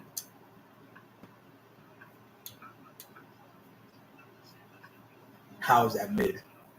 How is that mid? How, bro? All right, tell me a better answer. This man Jensen talking about last week, Chad. All right, whatever, bro. All right, give me something. Give me something then. All right, Cap. This man Freedom Mike was talking about, yeah, bro, I agree. He heard the whole argument be demonstrated and everything, bro.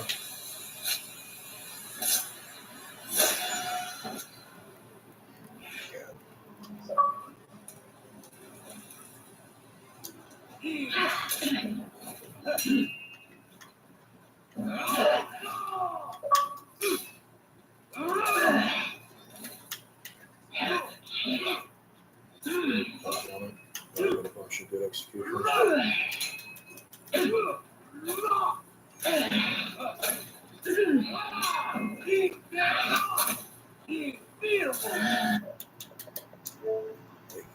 It's not really can't say anything. Your IQ is the amount of a walnut. Your parry's down and you don't have to worry about what people play.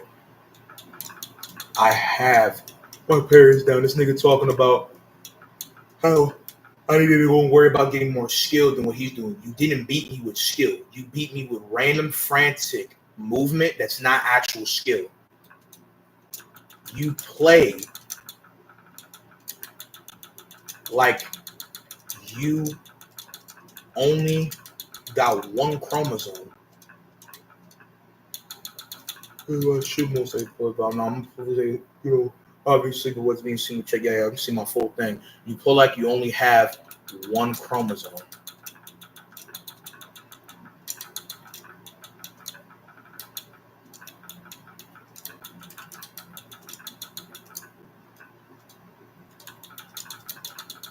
I also would never say that N-word to anyone in real life, I bet.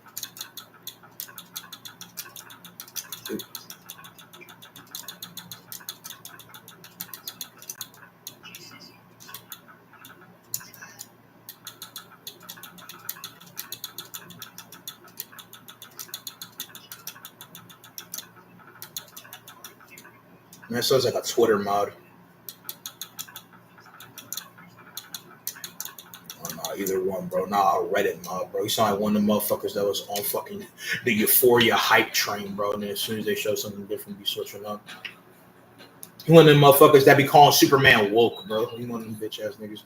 But I just want to say, like, I don't be out here demanding for the case of like this person's account, but because you showed us full color, because I wasn't even gonna fully do this. Y'all can see his profile thing. I'll be one of the people, rationalizing this the people. But please report this man's name, fry him, do whatever you want. Yell on this coward. This nigga has Master Chief on his background. How are you saying this racist shit when, in my personal opinion, there's every possibility for Master Chief to be one of us, regardless of being black or not?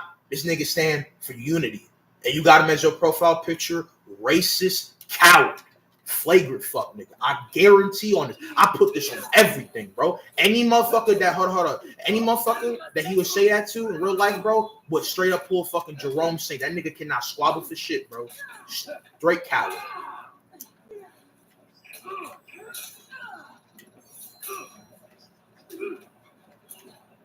But this nigga bites the curb, like, generally.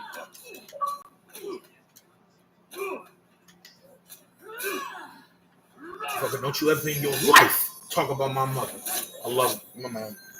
There's a watch thing not the next peak casting, but it is what it is. Like, straight coward, bro. Like, generally.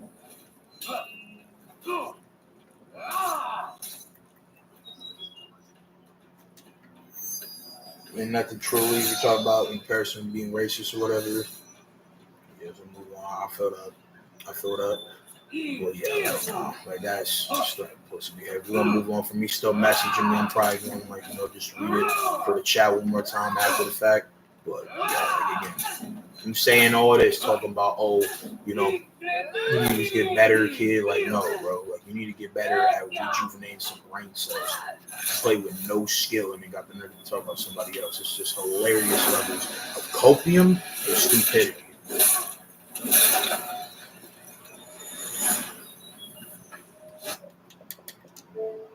It's just sad. Like, what does that even mean? In 4K.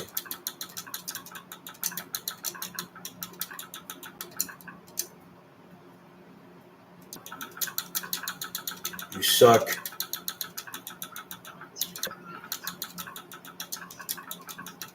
This game, life, and need to seek some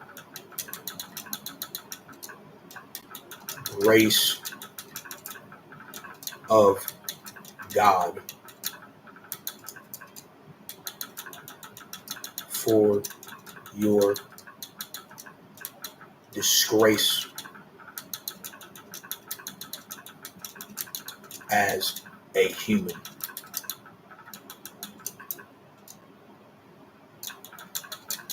You don't go outside. You smell like, let me think. Yeah, you smell like a, how should I say it so I'll get in trouble? A Ahigo hoodie wearer.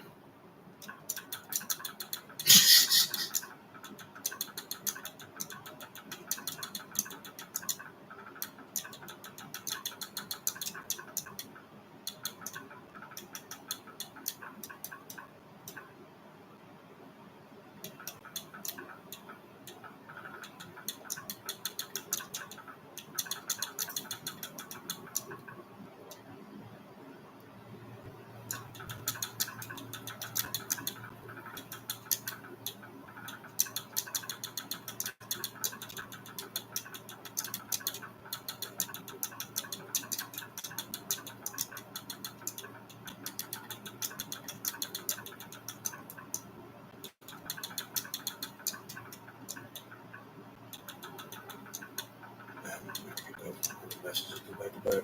201. Smooth brain mongoloid.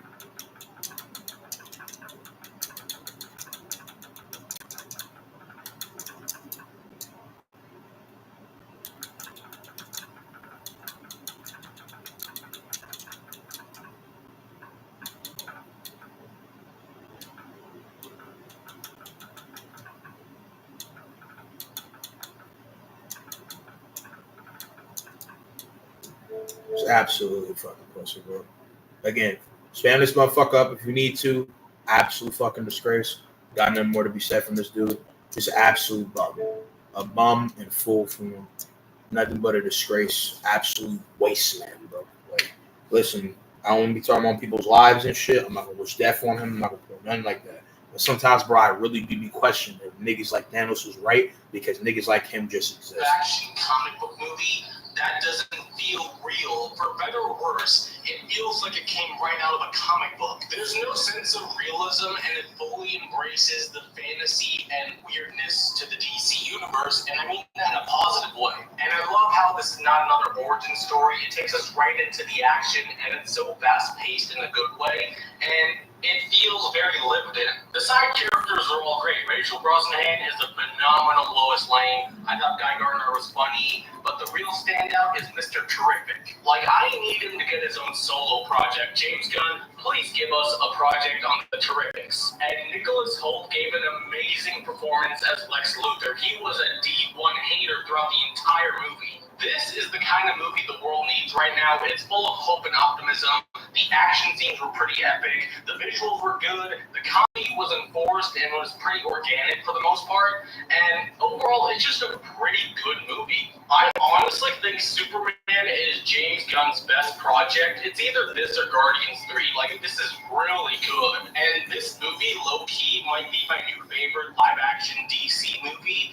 I might be glazing a little bit because Superman is my favorite DC character, but I'm just so happy the character's finally done right again on the big screen.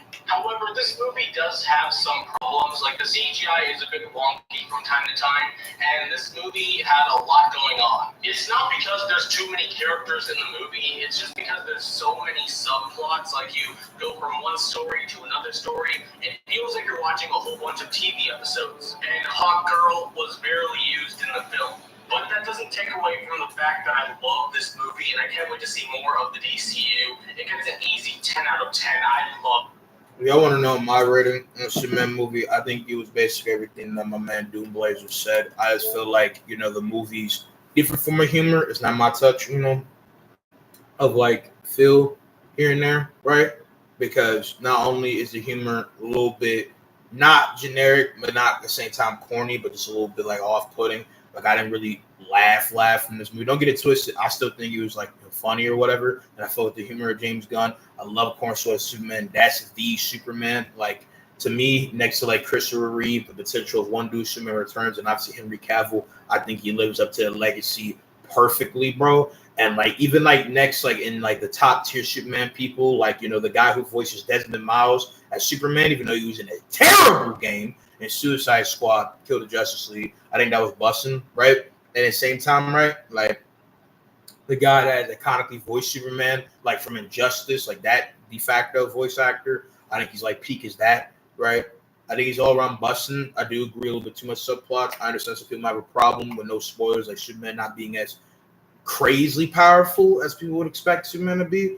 But from the intention to not have Superman be too OD, and the fact that Superman has only been Superman for 3 years, which is a pretty good deal of time. This movie is kind of like the Batman, and the fact that Batman in that movie has been Batman for 2 years. So yeah, like very peak. I think it's all around busting, very much enjoyable, which is something more hot, bro. But I love Guy Gardner. I love Mr. Terrific. I love all the plot lines. I love Lex Luthor as a villain. Peak Dick Rider indeed. And yeah, very comic accurate.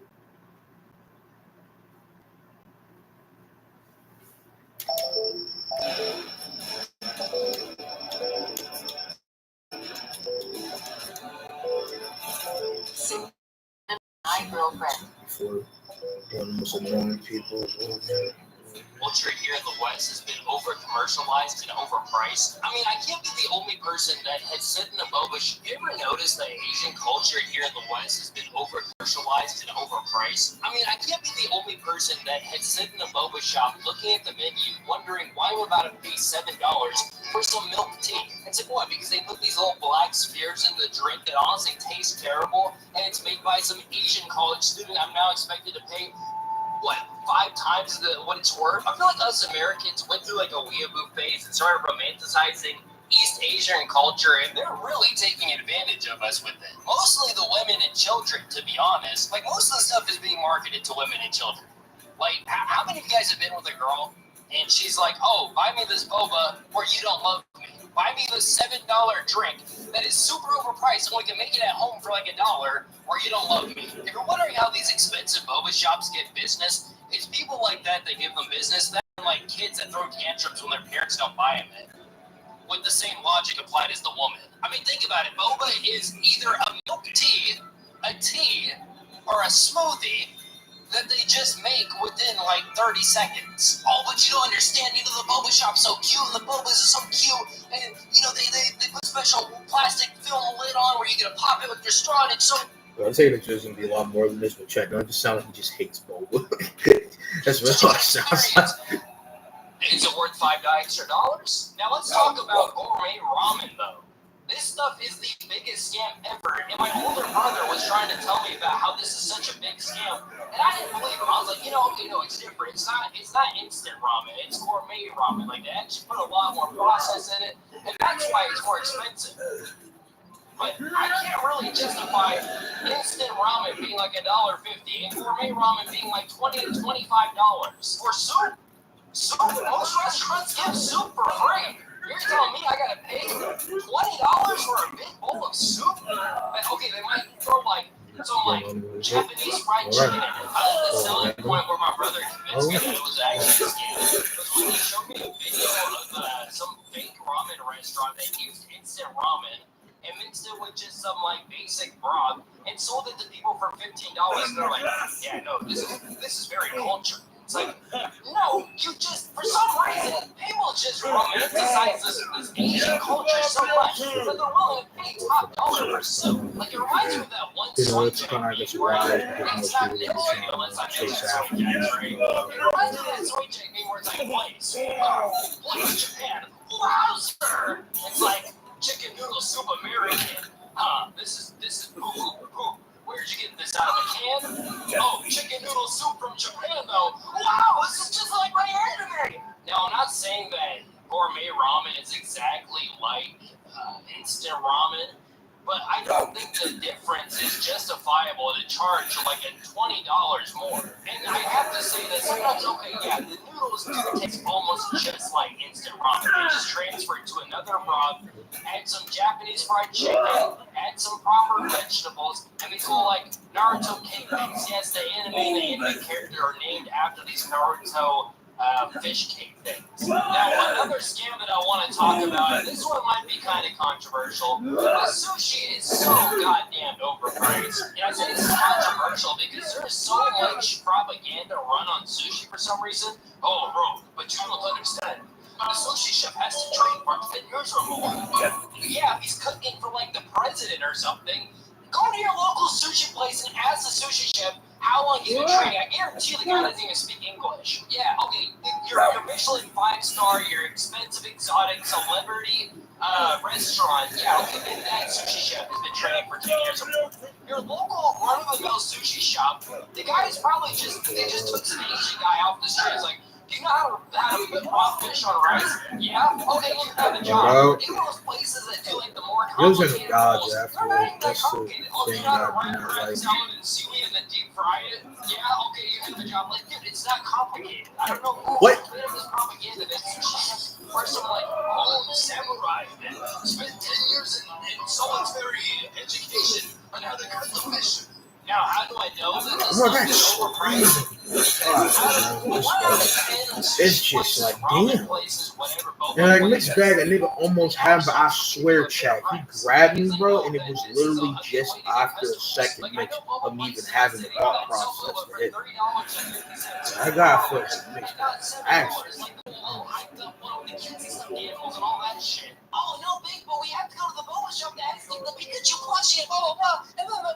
But you know they sell that boba for like $7, right? We can get it for like $4 down the street. Oh, but that boba place looks like shit. But it's cheaper. Okay, if you don't love me, just say that. There's some sushi place in my town that's open till like 3 in the morning, and the chef is like some deformed Asian guy. Now, I'm saying he's deformed, not to make fun of him. I don't make fun of deformed people. But I'm just saying that if this deformed Asian guy can make sushi just as good as some sushi chef that claims he's been training for 10 years, and he sells it at half the price, then I think, well, what's the deal? Like, some sushi rolls be getting up to like $30, man. And, you know, okay, whatever, but like, even they're like sashimi, where it's just like a cut of fish put on some rice, it goes for like $7 for 2 pieces. Like, buddy, it can't be that expensive if you can go down the street to the Chinese buffet and eat it all you can eat for $17. And don't you dare say, oh, well, you're comparing sashimi from a Chinese buffet to a sushi place. Buddy, it's fish, raw fish. They don't even cook it. It's raw cut fish put on rice. It's the same thing whether you get it from a Chinese buffet, a sushi place, or Japan itself. If I get it out of a fucking dumpster, it's still just raw fish put on rice. Now, if there's one place that takes advantage of all of these people at one place, it's got to be Round 1. For those of you that don't know, Round 1 is a bowling alley and an arcade that also has a bunch of Japanese food on their menu. If you have a wife, girlfriend, or even kids, do not take them to Round 1. Do not take them to Round 1 unless you're ready to drop $50 on food alone. This doesn't even count the plushy claw machines that are scams on their own.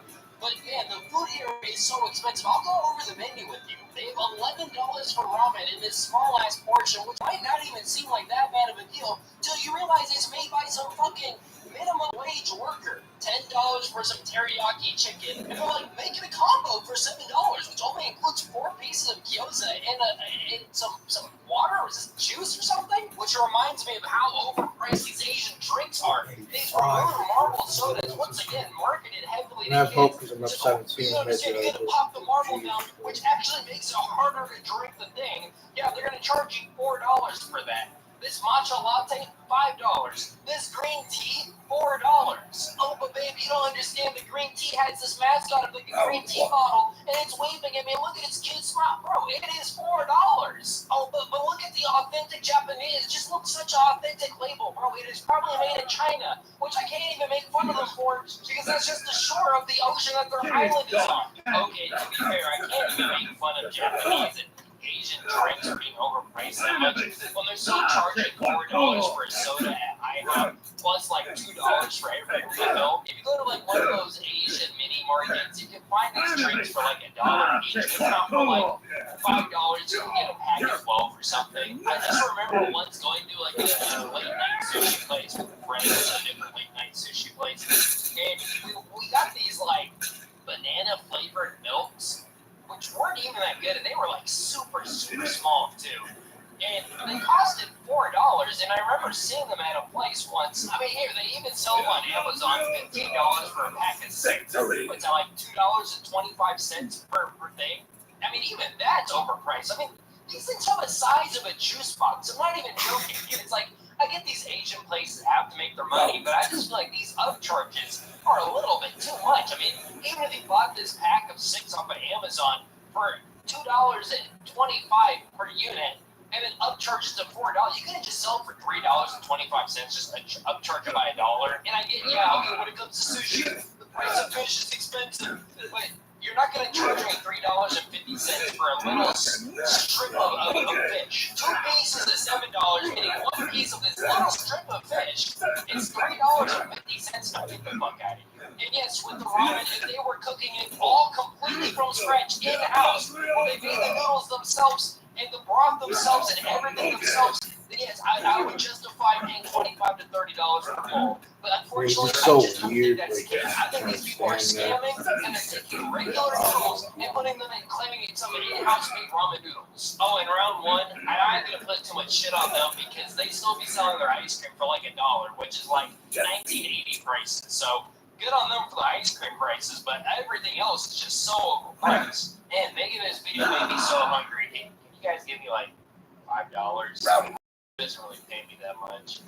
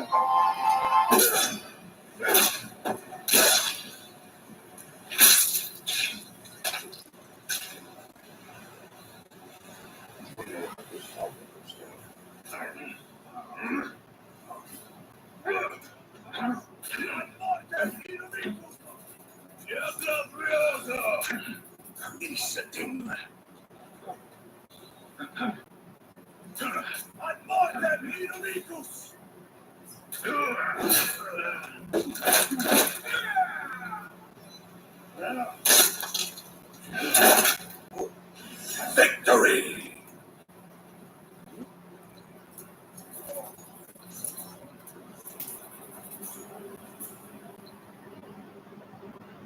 Round 4.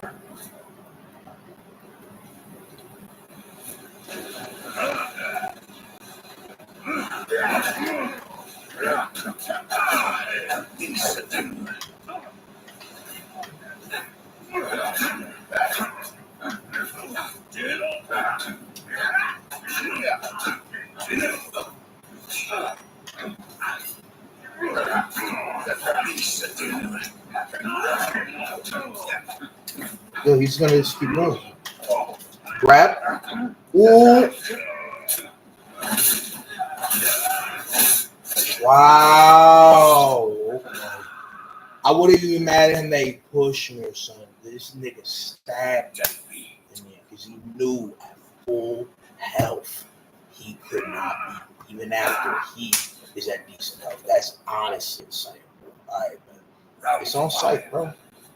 Come up in here. I swear I'm gonna kick your ass. Heads up.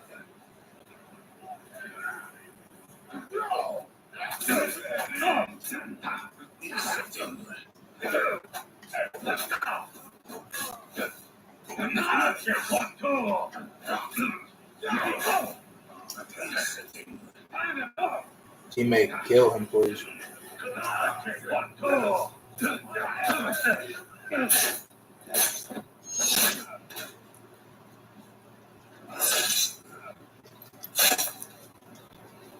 Victory.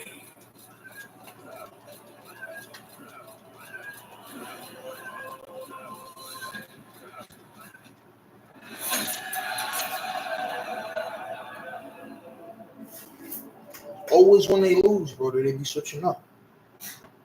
And like, here's the thing, bro. It's a gameplay you play. That was a big thing that I was gonna possibly say about that fucking Mick dude.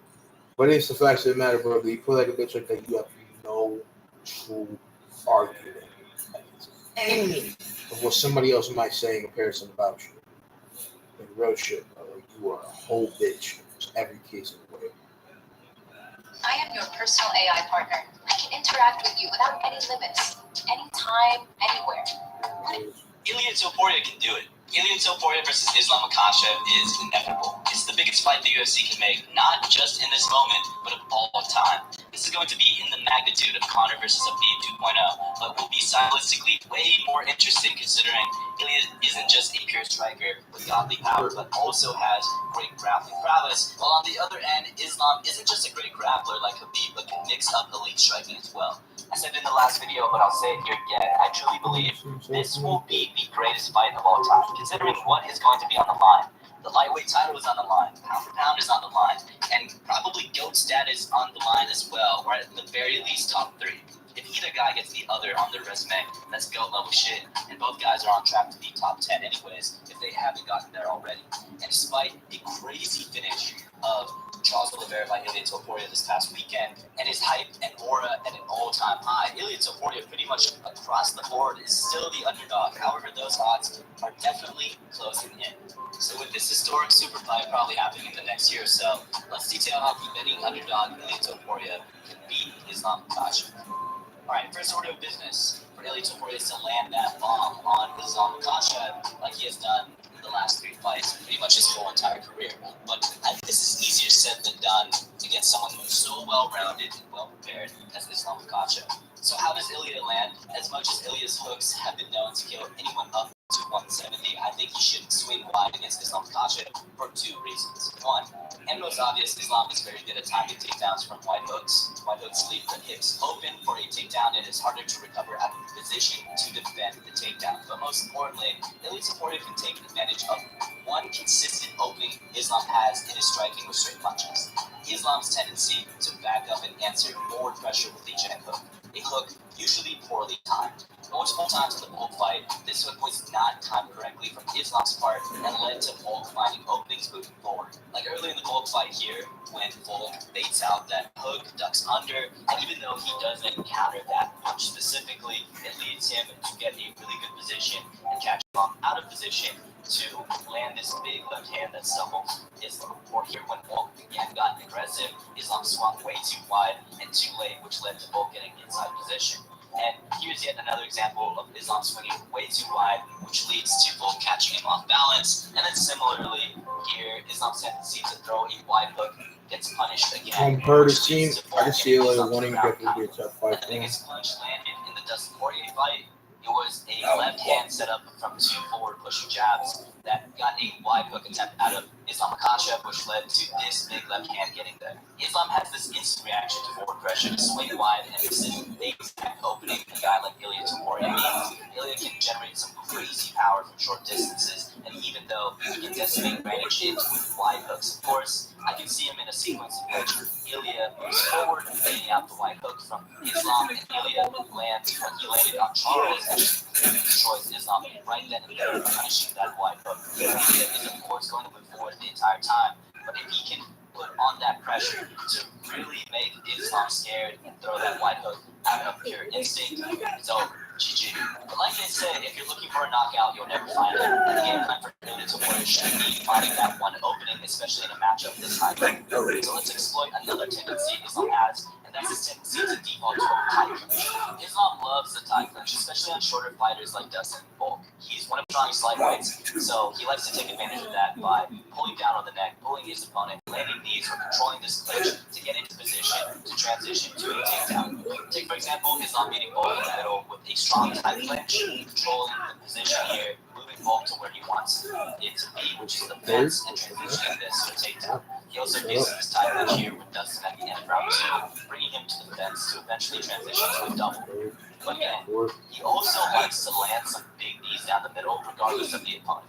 He uses it to go forward, or he uses it defensively when he's backed up against the cage. The first answer to this clinch is to immediately go under and break it before Islam can truly control this position, just like Bulk does here. But I like Dustin's approach a lot, as he solves this by not freaking out and staying in the position to land hooks to the body. And I really like this for Ilia Topuria as well. Someone who can generate some insane power from short distances. I mean, he knocked out Ryan Hall when he was literally up in his grill on the ground. I think he can launch some nasty short hooks in this position that could really fuck up Islam's body and maybe even shut it down with a solid liver shot like Islam was a fan. Ilia needs to be really strong and comfortable in the clinch in general. Islam, besides the tie clinch, loves to be in this 50-50 clinch, throw knees, wear on his opponents until he can find a takedown. Ilia has to be careful here because Islam is insane at finding a throw and transitioning into a dominant mounted position. We really haven't seen Ilia's grappling or strength tested, so I'm really interested to see if he gets bullied in this position or is able to prevent Islam from wearing on him. But whatever Ilia does in this position, whether it be launching hooks, knees, or staying in clinch, I think he has to be really careful and aware of Islam using this position to drag him to the fence and transition into grappling. A place Islam will want to be the entire fight. Because it's pretty clear that Islam will probably want to wrestle grapple the entire fight. I think I've said this in previous videos that Islam could maybe win this fight on the stand-up by launching a high kick and keeping this fight in kickboxing range, but I think after what Ilia did to Charles, Islam and really Habib and the camp not let Islam strike with Ilia. He's just way too fucking dangerous, and so the plan might honestly be to grapple the entire time. Islam usually mixes it up pretty well and is Dustin in Charles fights, but I think we're going to see more of a younger version of Islam, like the one seen in the Armand fight, a really heavy wrestling approach meant to grind them out. Ilia needs to prepare for that long chain wrestling Islam brings to the table, especially being careful of things when Islam gets into the cage. Islam is a master at bringing you to the cage. I mean, it's right. It's good. I can't really drink it. Their skill is so unorthodox. It's so impressive. I'm hoping whatever Kensei is doing to beat this Raider, she can do, and I can beat this Orochi. That Orochi is, trying to go for the kill. Trying to go for the kill. He has a dominant position that lasts until the end of the round. And we put all of Islam's tools together, the ones we talked about early in the third round with Dustin Poirier. He uses a tie clinch to close the distance and launch a knee, transitions to locking his hands around Dustin's body, pushes him to the cage, and uses Stop. to throw him down, and then sneaks in that knee between Dustin and the cage to eventually get a dominant body triangle. This is a classic Islam sequence all around. Poirier, I recognize that once he starts dragging you to the cage, do everything in your body attached to the cage to prevent a leg from slipping in there. Again, we really haven't seen Ilia's grappling tested in the UFC, so it's hard to gauge or guess how Ilia is going to fare against an extremely aggressive, forward-moving grappling approach that's probably going to come out of Islam, but I would assume he fares well. I think with Islam, he has less dominant top pressure grappling. Dustin, Armand, and Bolt were able to get out of Islam's mount, so for Ilia, someone with originally a grappling base, I would assume he would fare really well with Islam's grappling. The more I watch Islam Makhachev, the more I think he's extremely beatable given his very consistent tendencies. I know you can say that with pretty much any fighter that you research, but with Islam Makhachev usually being regarded as one of the most well-rounded fighters that can mix up the martial arts well, he really can simplify his game to dragging his opponents to the ground and eventually getting that knee into a dominant position. Ilia Topuria can recognize this on top of exploiting that opening with that check hook with a giant straight punch. I really do think Ilia Topuria has a much better chance than the odds give him. And for that reason, I think Ilia Topuria can win this fight and will win this fight when this fight happens. But anyways, what do you guys think of this super fight? How can Ilia Topuria beat Islam Makhachev? How will this fight play down? With both guys having insanely deep bag and some of the most elite striking and grappling, I'm really interested to see how the super fight goes. But anyways, Of course, thank you guys for watching, always supporting, and I'll see you in the next one. Peace. I'm going to pick up season more percent. We are looking for gamers who want to learn how to become video game testers, designers, or programmers. If any of these Now, I've been wanting to make this video for some time, and after seeing my Wally West video blow up, I feel like I couldn't find a more perfect time to talk about the inconsistencies of one of my favorite and least favorite TV shows of all time, that being The Flash. This video will not only be emphasizing on how inconsistent this version of The Flash's speed is, but by the end, I'll talk about where his speed realistically should be, given his abilities and things that were established within his own universe. This isn't going to be me nitpicking the fights either, rather nitpicking the set lore of The Flash with his speed and the vast amount of contradictions that lie within the show. Now, let's start with just Season 1 alone, because even just Season 1 alone, which is the best season in my opinion, it's kind of hard to deny the amount of inconsistencies regarding Barry's speed. And I wanted to emphasize specifically the inconsistencies of this season because this is probably the peak of the entire show. It's only downhill from here. And despite this being the best season, Barry's speed is just all over the place. For reference, Barry has an established and set max speed at which he can travel at pretty much most seasons. And despite this, the series doesn't even understand or follow the limitations that they set on the character. For example, time traveling in the show requires you to be emotionally tweaking or to wear a tachyon device while traveling at like Mach 2 or something. And so this really begs the question here, because even by like episode 1 we saw him apparently reacting to lightning. You mean to tell me that the fastest man alive is slower than like fucking cursed Naoya? Okay, you know what? Let's just actually go Back with the show. step on me. Like I said, we already saw Barry previously react to lightning before it even hits him, which would require bare minimum massively hypersonic reactions based on the short amount of distance and time it took for Barry to pull this off. We have him I as definitely just think that reacting should to be pure like that shit. I don't get twisted everything that's like most popular. this, in my opinion, is what I call Barry's speed mode. Now, you see, to get a better understanding of Barry's inconsistencies, just kind of think of Barry having two modes. A base mode where he's not using his speed and trying to talk down on the enemy, and his speed mode where it seems like he has speed and advanced reality starting to kick in for himself. Because for some reason in this show, Barry's speed seems to be kind of just apparent whenever it wants to be, and for some reason his brain doesn't accelerate naturally at high speeds like someone like Red Bush.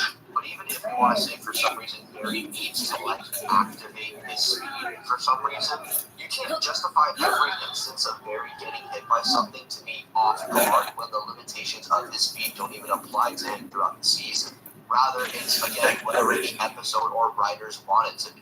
Early examples of Barry's speed follow as him moving at over Mach 2 to save people from crashing a train, reacting to lightning more than once, outrunning a literal nuke, and closing a singularity without any type of tachyon device. These speeds require Barry to be moving at least dozens of times above Mach 1 or 2, aka the limitation that they set on Barry in this season. Because if Barry is only moving at Mach 1 or 2 and trying to close a singularity, he would just get sucked in by the singularity period. If he were Mach 1 or 2, he wouldn't be able to react to lightning at close distance. But for some reason, he finds a way to struggle or even lose to people like Captain Cold or Hank from Barry. And it gets a lot worse when, especially the next 2 seasons, are speedster villains that are faster than the previous villain, which, mind you, Barry spent already the entire season trying to surpass. Zoom was way faster than Thawne and Barry by season 1, and Barry had a device that made relatively Zoom. But then by the end, and after coming out of the Speed Force and having some clarity, he would then go on to beat Zoom by himself anyway. Barry would then get beat up by Savitar, who, mind you, required Barry to get faster, and by the end of the finale, they were able to tag each other. And mind you, after season 3, he gets stuck in the Speed Force for years on end, and after he pulls back up, it's stated no one's ever gone as fast as he did before. So even after the multiple differences in speed, Barry still measures up to par as he comes back faster than ever. Now, by this point regarding Barry's speed, we're approaching Season 4 territory, which does surprisingly have some of Barry's best speeds. He's now casually moving someone to China at relativistic speeds, spends an entire episode outrunning a nuclear bomb in which is probably one of the best episodes in the entire series, as this episode shows you how fast realistically the Flash can go. Now, the reason why Barry was able to do this, however, was because of an ability called Flash Time. An ability that allows Barry to move so fast that time is super slowed down. Calculations have this speed at around 99% of the speed of light, which is surprisingly pretty low, especially with what we've gone over previously. By this point, Barry should already be reaching far beyond the speed of light, and we already see this in this season as he goes on to react to the Thinker's portals that close within less than 3 picoseconds, meaning Barry has to be moving far beyond the speed of light to even catch up or even close the distance between himself and this portal. But my thing is that the Thinker specifically is only this fast with the portals, and yet he can physically tag Barry and outplay him. Like I said, this show is just very inconsistent and just kind of picks and chooses when Barry wants to be fast. You know how I just went over that he beat up Zoom and was able to scale Savitar and came back stronger than ever? Yeah, well, 2 episodes later, he loses to Marbles. And then when we get into season 5, which is arguably the worst season of the show yet, it just adds even more inconsistencies to Barry's speed. Like, for example, Zoom almost killing Nora and tagging Barry. And we have characters like Thawne, who should have been surpassed by this point, still somehow scaling to the main characters. They just kind of do this because they want to keep Tom Cavanaugh around. But still, it just kind of dumbs down not only Ian Ward, but Barry's growth throughout the seasons, when every time Reverse Flash pulls up, he just beats up Barry. It doesn't help either that both in Season 4 and 5, there's not a speedster villain until the very end with Reverse Flash in Season 5. Meaning, I can't even give an excuse for half of the bullshit that Barry and Nora managed to get themselves in. Especially regarding Nora, who specifically went back in time so many times because she just kept dying to Cicada. I'm sorry, how do you die to somebody with an anti-nut knife? Kind of defeats the whole purpose of super speed, and at least with the Thinker they tried the whole, well, he's smarter than everyone, which didn't even work because for some reason he couldn't even comprehend human emotions. But now you just have, oh yeah, a normal guy with the knife is killing speedsters, let's roll with it. It just doesn't make any sense, and the other seasons only make this case even worse for Barry. And it actually said that he moves 80 times slower than the speed of light, meaning Barry in-universe by this point is only maybe 1% or 2% into the speed of light at best, which is pretty ridiculous if you ask me. Like I said, Barry was already reaching this by the likes of Season 1, and in this same season, we literally see Barry running into a black hole and not getting absorbed. So by this point, he has not only escaped a black hole once, but twice. And yet, for some reason, he's only moving at 1% of the speed of light. Okay, bro. Now, of course, the main reason for Barry's speed kind of being like this within the show is they need to stretch out the episodes to 40 minutes. They need to get past that 20-episode mark, and for some reason, just make Barry the stupidest man alive instead of the fastest man alive. And I'm at least glad that the later seasons go on to show what Barry is truly capable of. I think that's honestly the only positive I have to say about seasons 7 through 9. It's a little too late for me to really care, and especially given that the effects have taken a downgrade as well. It's not pretty to look at, and it's not well earned either. And in sacrifice of making Barry look kind of fast, they dump down the villains by a significant margin. And generally, even the villains at their peak are just as inconsistent as Barry sometimes. Zoom, Savitar, and Thawne all look pretty stupid by the end of the series. The whole thing with Thawne is that he always gets the one-up on Barry, and he's always one step ahead of him. And yet, in the Season 5 finale, he just gets jumped by Team Flash and loses, and then he's like, Each year, thousands of adults lose their shred.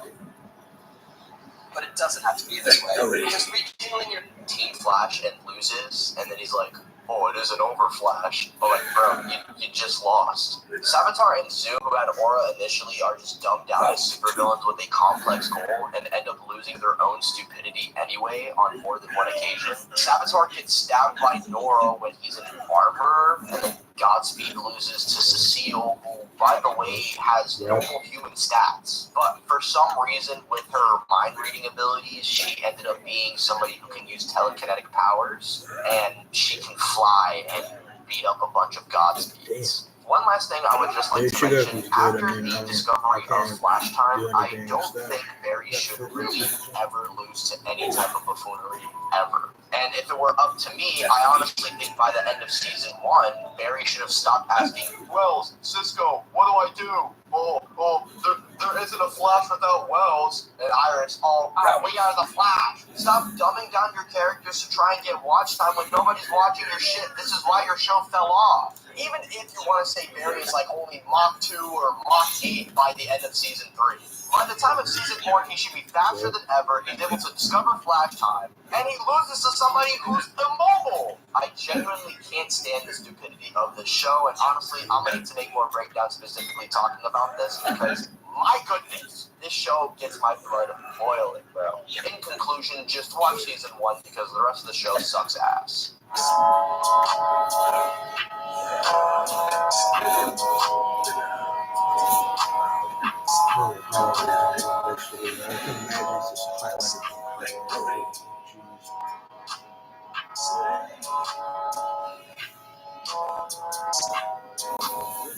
Now, if you're on certain spaces of TikTok and social media, I'm sure a lot of people have heard the term YN, not to be confused with Young. YN stands for Young Nigga, which is a slang popularized by rap culture. The term is supposed to represent young black men, mostly teens, and is heavily associated with the image of a black face, often in connection with erratic behavior, which 99% of the time involves hurting people, whether that be stealing, robbing, or just being belligerent. However, this term is not defined by skin color. It's more a mindset that the new generation of young people are taking on. We're talking about children as young as 10 years old. Threw it out in the drag, so that's a shame. I'm tired.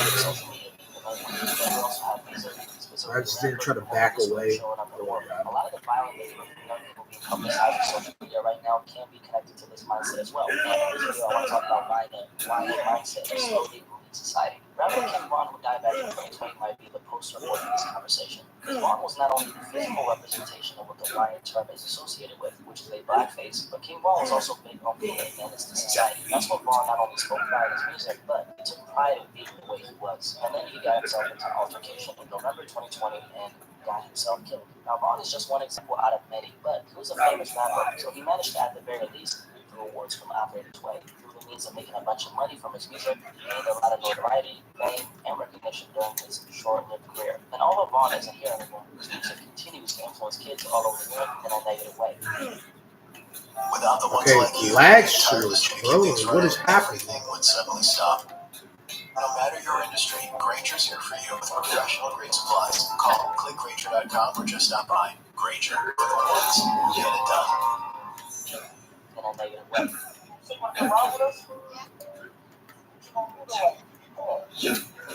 Victory.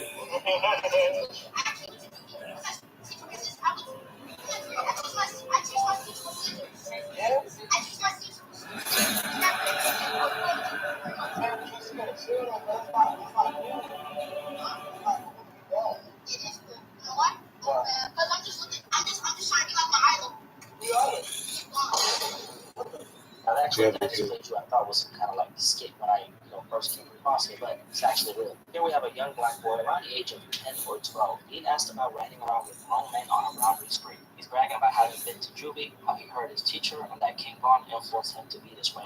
And by the way, the title of his YouTube short, which is over 5 million views, is Crazy YN Chased His Teachers with Scissors. Now, the question I had when I saw this video was, why is this adult male in the car making these suggestions to this kid? That's a whole other issue, right? But this is something we don't talk about often enough. It's not just thousands. We're talking about hundreds of thousands of young people, might be in the millions at this point, adopting a similar way of thinking, being, and moving. And sadly, most of them are young kids. But then again, like we stated, it's not a race thing, but more of a cultural thing. We're going to dive into that later. And for the more mature crowd watching this video, right, who might be on social media or even have, let's say, young nephews, nieces, or children growing up in this new age of social media, a lot of you guys might actually be confused and completely dark about this YN mindset I'm talking about. Maybe this is the first time you're hearing about this. If that's the case, if you enjoyed this conversation so far, drop a like on this video, right? For others, especially all the younger people who watch this channel, you guys know exactly what I'm talking about. And then we have, people like myself, kind of in the middle where I'm connected to it in a lot of ways and I see what's happening, but obviously I'm old enough to have enough sense to know how dysfunctional it is for society in general. First, we got to get clear about one thing, which is the YN term is a term that propagates the negative stereotype of black boys. For most people who know about this term and what it means, when they think about it, what probably pops up in their mind visually is a young black teen with a ski mask, maybe accompanied with a Glock 45, robbing people and being a menace. And that's something I personally think is a problem, right? It shouldn't be like that, but obviously it is, and there's some reasons behind it, and we're going to get into that later on. Now, the term to me isn't actually the issue as crazy as it sounds, because if it stopped at just being words, there wouldn't be anything to talk about. The biggest problem is the mindset behind it and the energy it carries. For anyone who's heard the term YN, you also probably heard crash out. Crash out is more of a mainstream way of describing when someone completely loses control, acts off emotion, ego, or pain with no thought for the consequences that may follow. I think Duke Dennis, who's a popular streamer, he explained it perfectly. Crashing out is making a decision in a split second that can throw your whole life away. That's what crashing out is. Crashing out is, I'm ready to die now. I'm ready to go to jail now. Right now, the whole time, the situation, not even working, going to jail now, I'm dying now. And shout out to Duke Dennis for a very proper explanation. In other words, you lose all logic and reasoning and let your emotions guide you towards an action that completely messes up your life and could have been avoided. And these two terms, YN and crashing out, they're very connected. One of them, crash out, describes a general way of behaving without taking the person into account. So crash out can be about just about anybody, right? It can be about someone who's 15 years old, or it can be about someone who's 85 years old. YN is how they're catered towards the younger generation. And like we stated, it's often associated with young black teens. Now the question is, what is considered YN behavior? Well, let's put it like this, right? Anything that's reckless, belligerent, and violent. So let me give a few examples, right? Smash and grabs are a prime example of this. Back in 2020, specifically around the time of the 2020 riots, we saw a spike in a very specific type of crime, and it was called smash and grabs. Smash and grabs, for anyone who doesn't know, is a term that describes a type of crime where a bunch of people run into a store, most times being a designer clothing store or a place where they have expensive jewelry, computers, etc. They break the windows,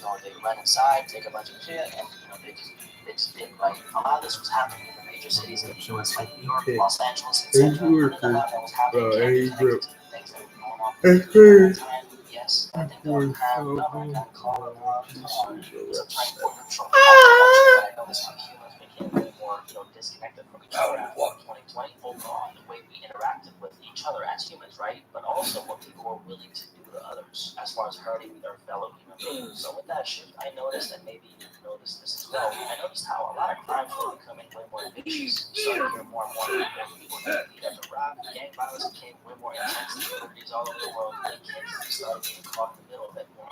People started having less and less concern for each other, and individualism, I would say, is at an all-time high right now, especially after 2020. But around 2020, this thing called smash and grabs became a common occurrence. Some of y'all might have seen a lot of those videos of a bunch of teens right inside a store, let's say a clothing or a store, stealing a bunch of clothes, laptops, and iPhones. And sometimes they arrive in big ass movie masks looking like they're shiesty. Sunday, a group of thieves stole from the Nike store in East LA.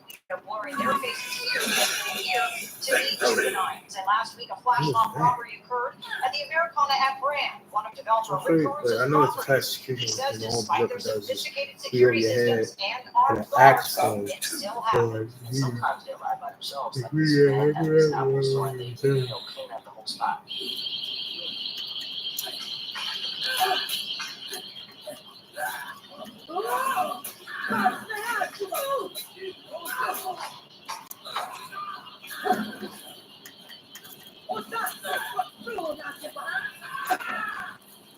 Not only did he clean out the whole spot of all the iPhones and his boxers, but he did all that and literally walked past a police car. If that ain't talent, bravery, and confidence in one, I don't know.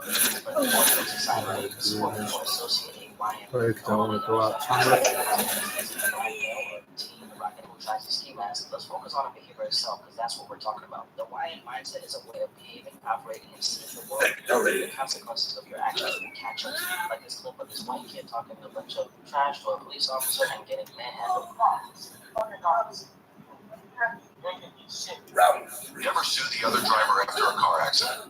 There's a better way to get paid a way bigger check without having manhandled.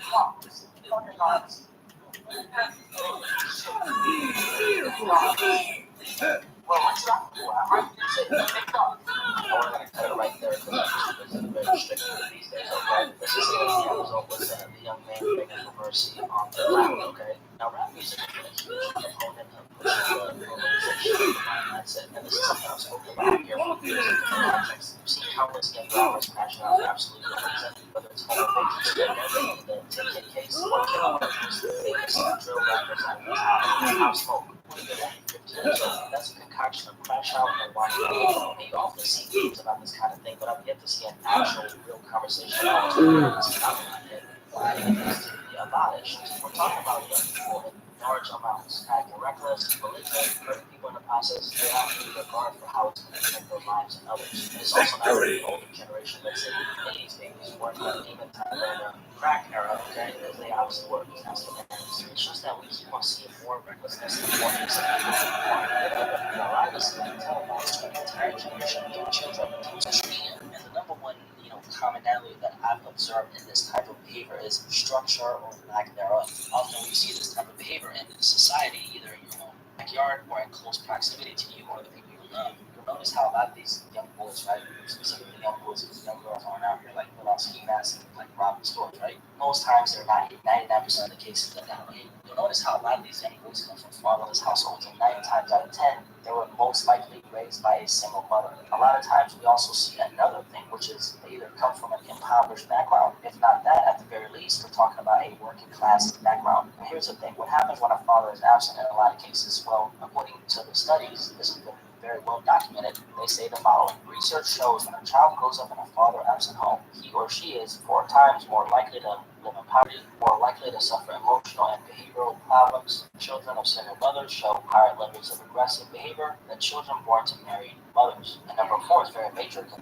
All right, man. That's it.